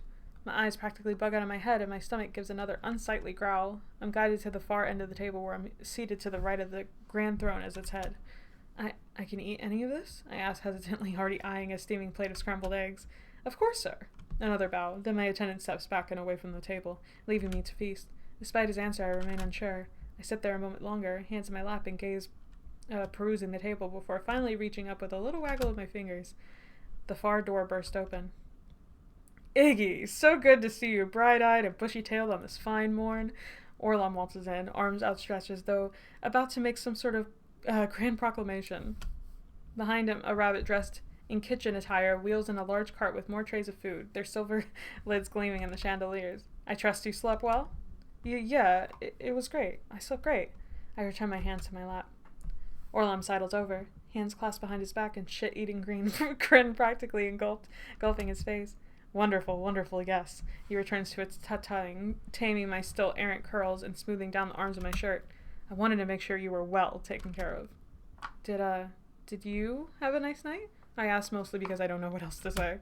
Orlam laughs, bringing a hand to his chest. "Me? Oh yes, I had an exhilarating evening, shall we say." The rabbit from earlier catches my eye.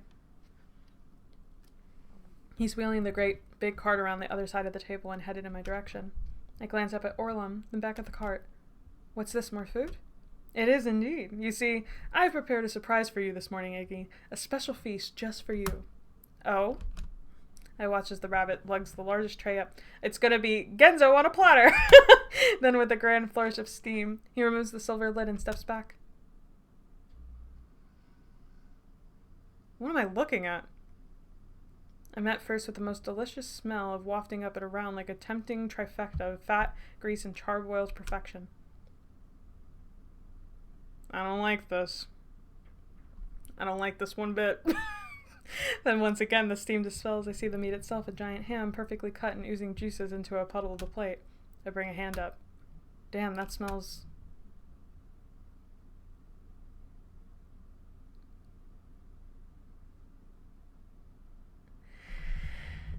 Oh god, I had a feeling! I had a feeling! What a breakfast! Yum! Don't you like it? I carved this one myself, you know. I wanted to make sure it was done perfectly. Oh! He's shaking now. Perfectly marveled! Insert John Trent. I don't like where this is going. His voice hoarse and crackling with phlegm. His face flushed with ecstasy. I made the cuts while he was still alive, so it would be as fresh as possible, so I'd still be able to taste his fear. He lurches towards me, arms going around my shoulders, fingers pushing the bangs up out of my eyes. I can feel his breath hot on my forehead. "But I'm letting you try it first, Iggy. You get the first piece." Oh, so thoughtful. I stare down at the plate, stare down at the sizzling fat, the steam curling up and away from the meaty folds. "You'll join me, won't you, Iggy? Join me here in this paradise meant for the two of us?" He pushes his face into my hair, and I can feel his smile press against my scalp, then soft as a whisper. "Let's make our own rules. Together." That's a crazy-ass choice. That's a crazy choice. Dude, I want to press it so bad. I want to press it so bad. Just take the final leap. Bon appetit. I mean, we always do the bad end first, so... Genzo time! You know? Maybe he's right. Maybe this place is for us. Our own Wonderland. Where no one can tell us that we're wrong. That we don't belong. Maybe we deserve this. He's the worst now! Evil Iggy time! I would die. I am dying. Music going off. And I pick up the fork off the table. Yes, this is our place. Our own special place. and it's time I got to make the rules for once. And so, steam caressing my cheeks, I bring my fork towards the meat and begin to eat. Let our glorious feast begin. Damn. We didn't even get to see him take a bite.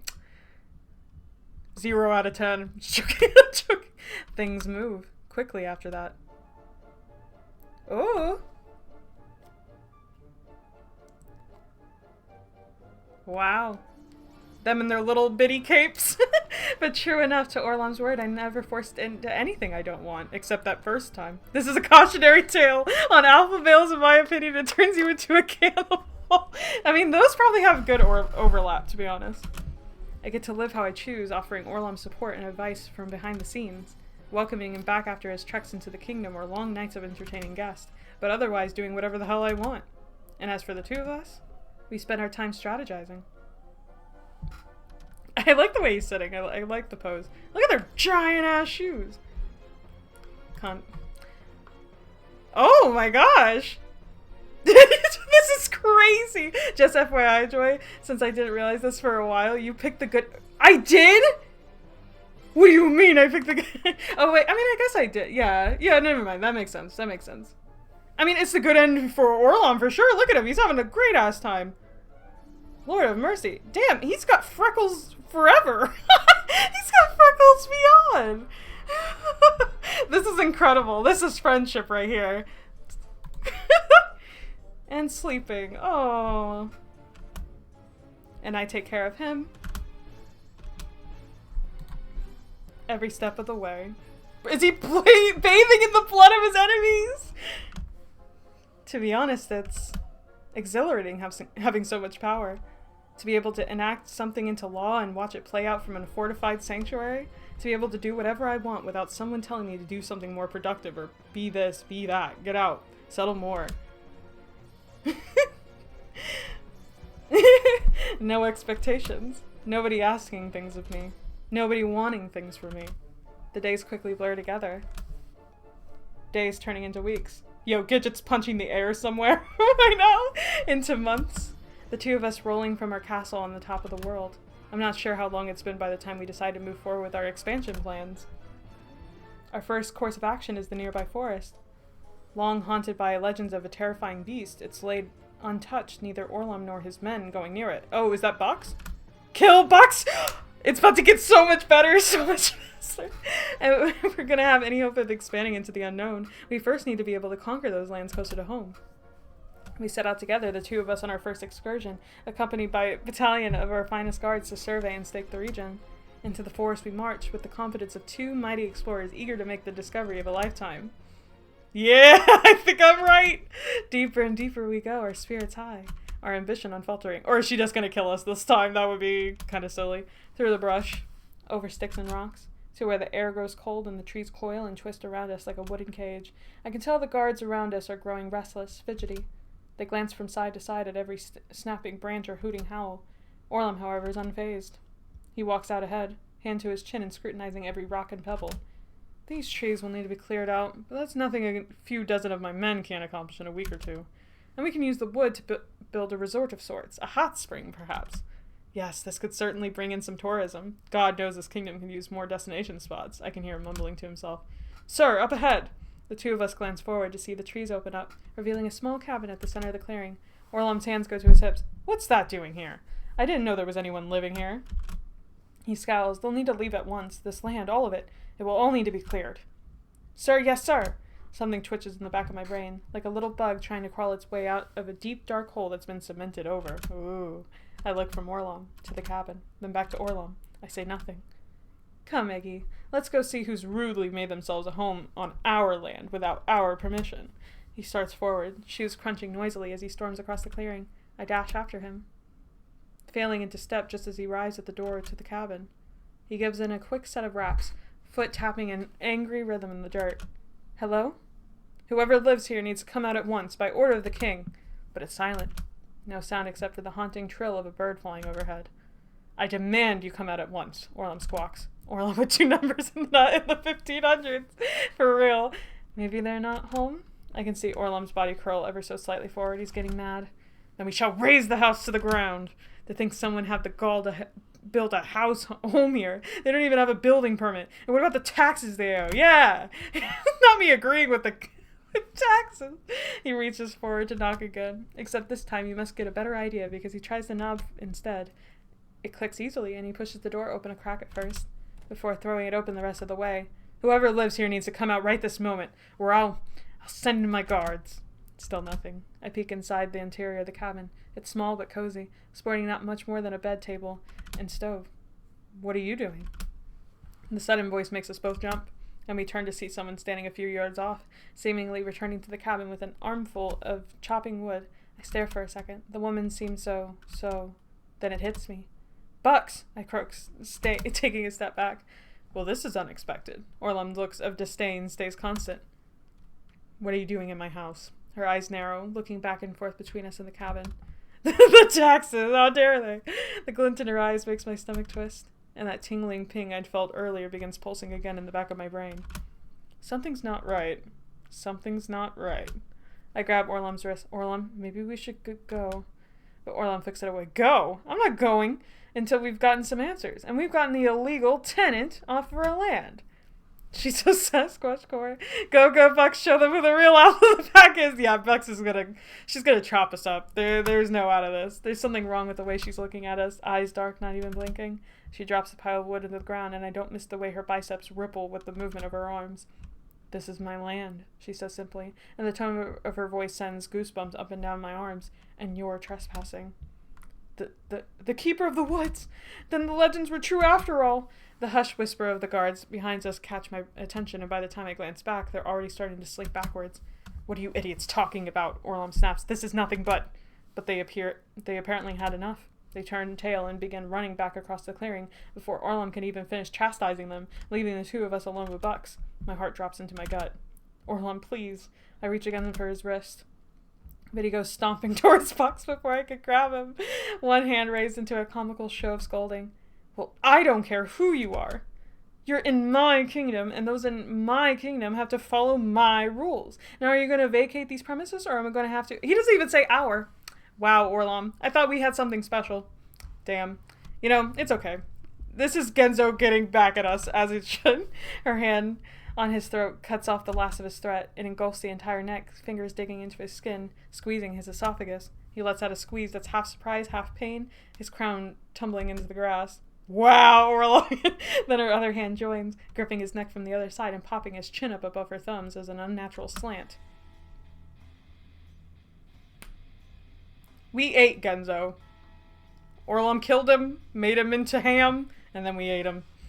I can only stare, eyes growing larger and larger as she shifts him off the ground.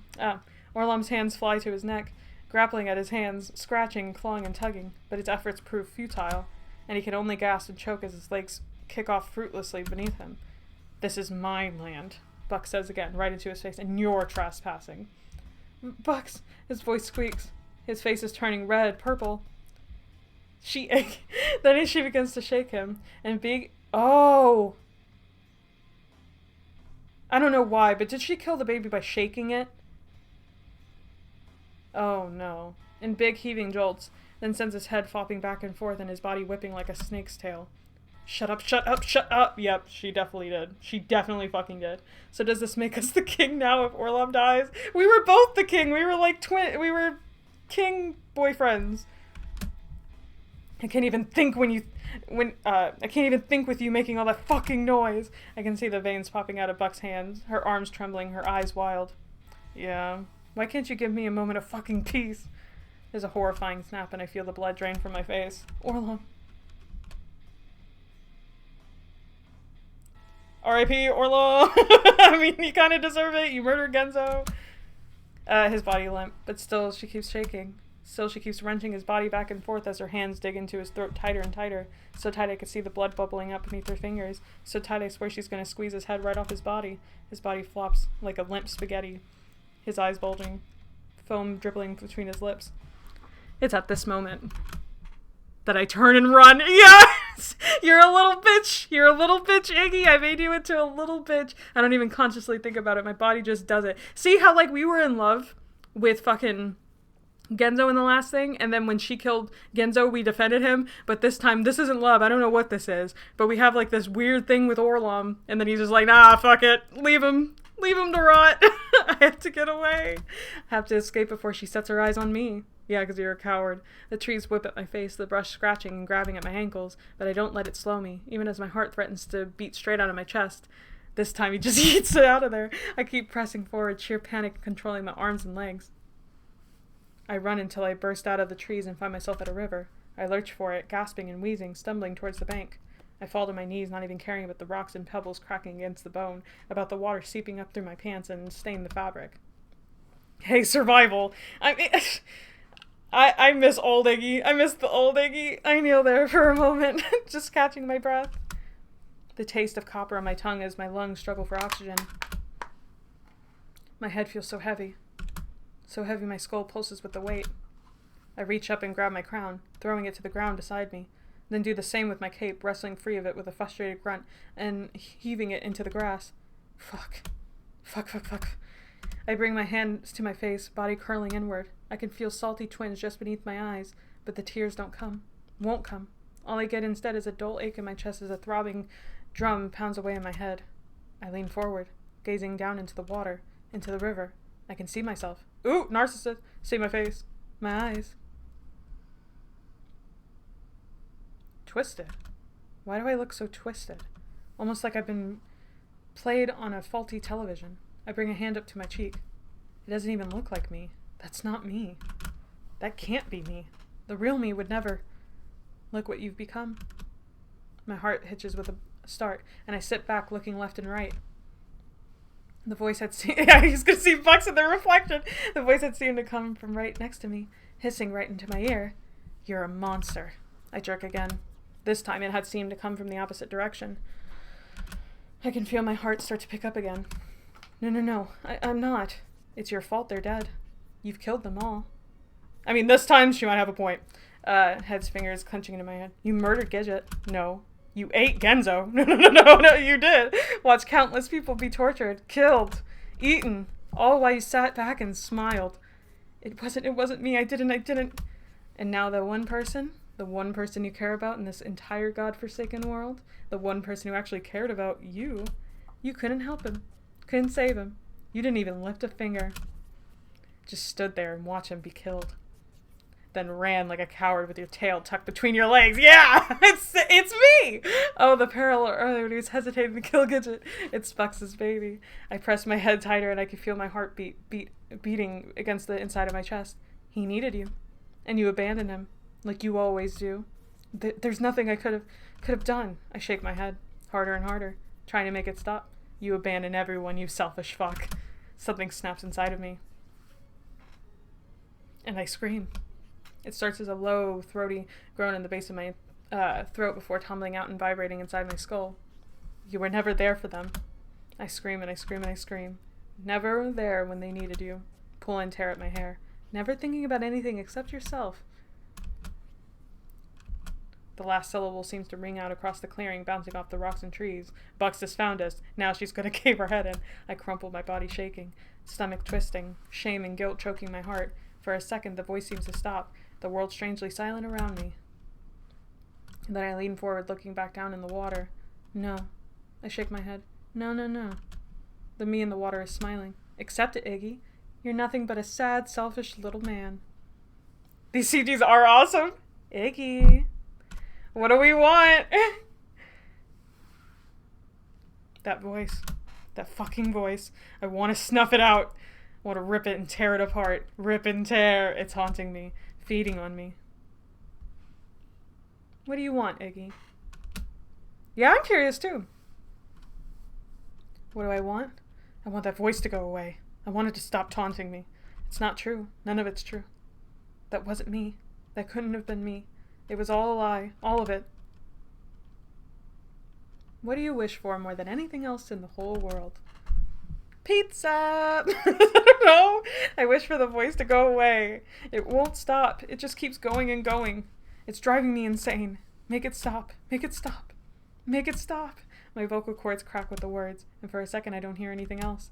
Nothing except my voice echoing and echoing. Then the words fade. and I look back into the water. That's when I see it, a bubble rising to the surface, followed by another, and another. It sizzles. Oh, something's gonna eat us. A thin layer of foam across the top. What's that? Why was the pizza blocked for you, Greg? So anticlimactic. I reach a finger towards it, then whips it back at the flare of pain that sees it. Is it boiling? I blink, just looking at it for a moment, then feel the realization rise to the surface of my brain. They did say a hot spring. It's the only way to make all the bad thoughts go away. That's right. That's how to make the voice. Oh, is he just going to kill himself? Why didn't I think of that sooner? I smile. Then I reach my hands down in the water, cupping it in my palms. The pain is immediate, like daggers stabbing into my skin, up and down my fingers and palms. But I ignore it. Ignore the fizzling steam curling up and away from my hands. Ignore the way my palms turn red. Ignore the crackle and pop of bubbles as my skin begins to cook. Ooh! I ignore all of it and bring the water to my lips. Yummy! Yes, that's right. I need to wash myself clean. And so I drink it.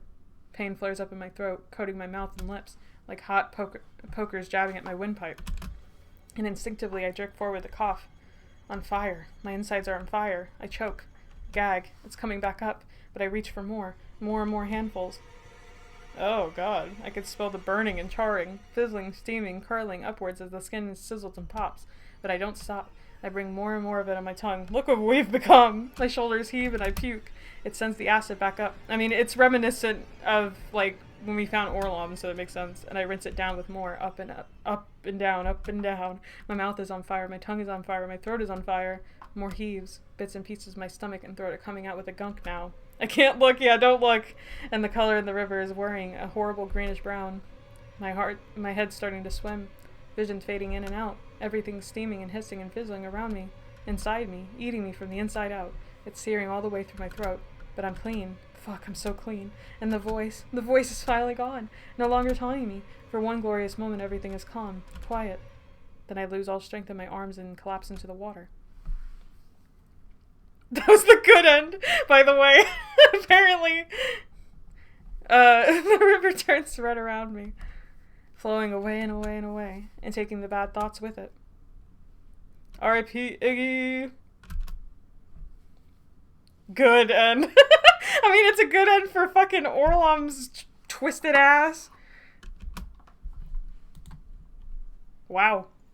That was Act 3, guys. That's fucking wild. That is wild. I really don't know what to think, to be honest. I'm not devastated like I was on Act 1. I'm not elated like I was on Act 2. Now I'm just kind of like, it feels fitting, you know? But like, what a wholesome good ending. I can only imagine what you guys who've played it before must have felt when you got to this point, and then you would have had to wait for Act 4 potentially, or gotta take a drink.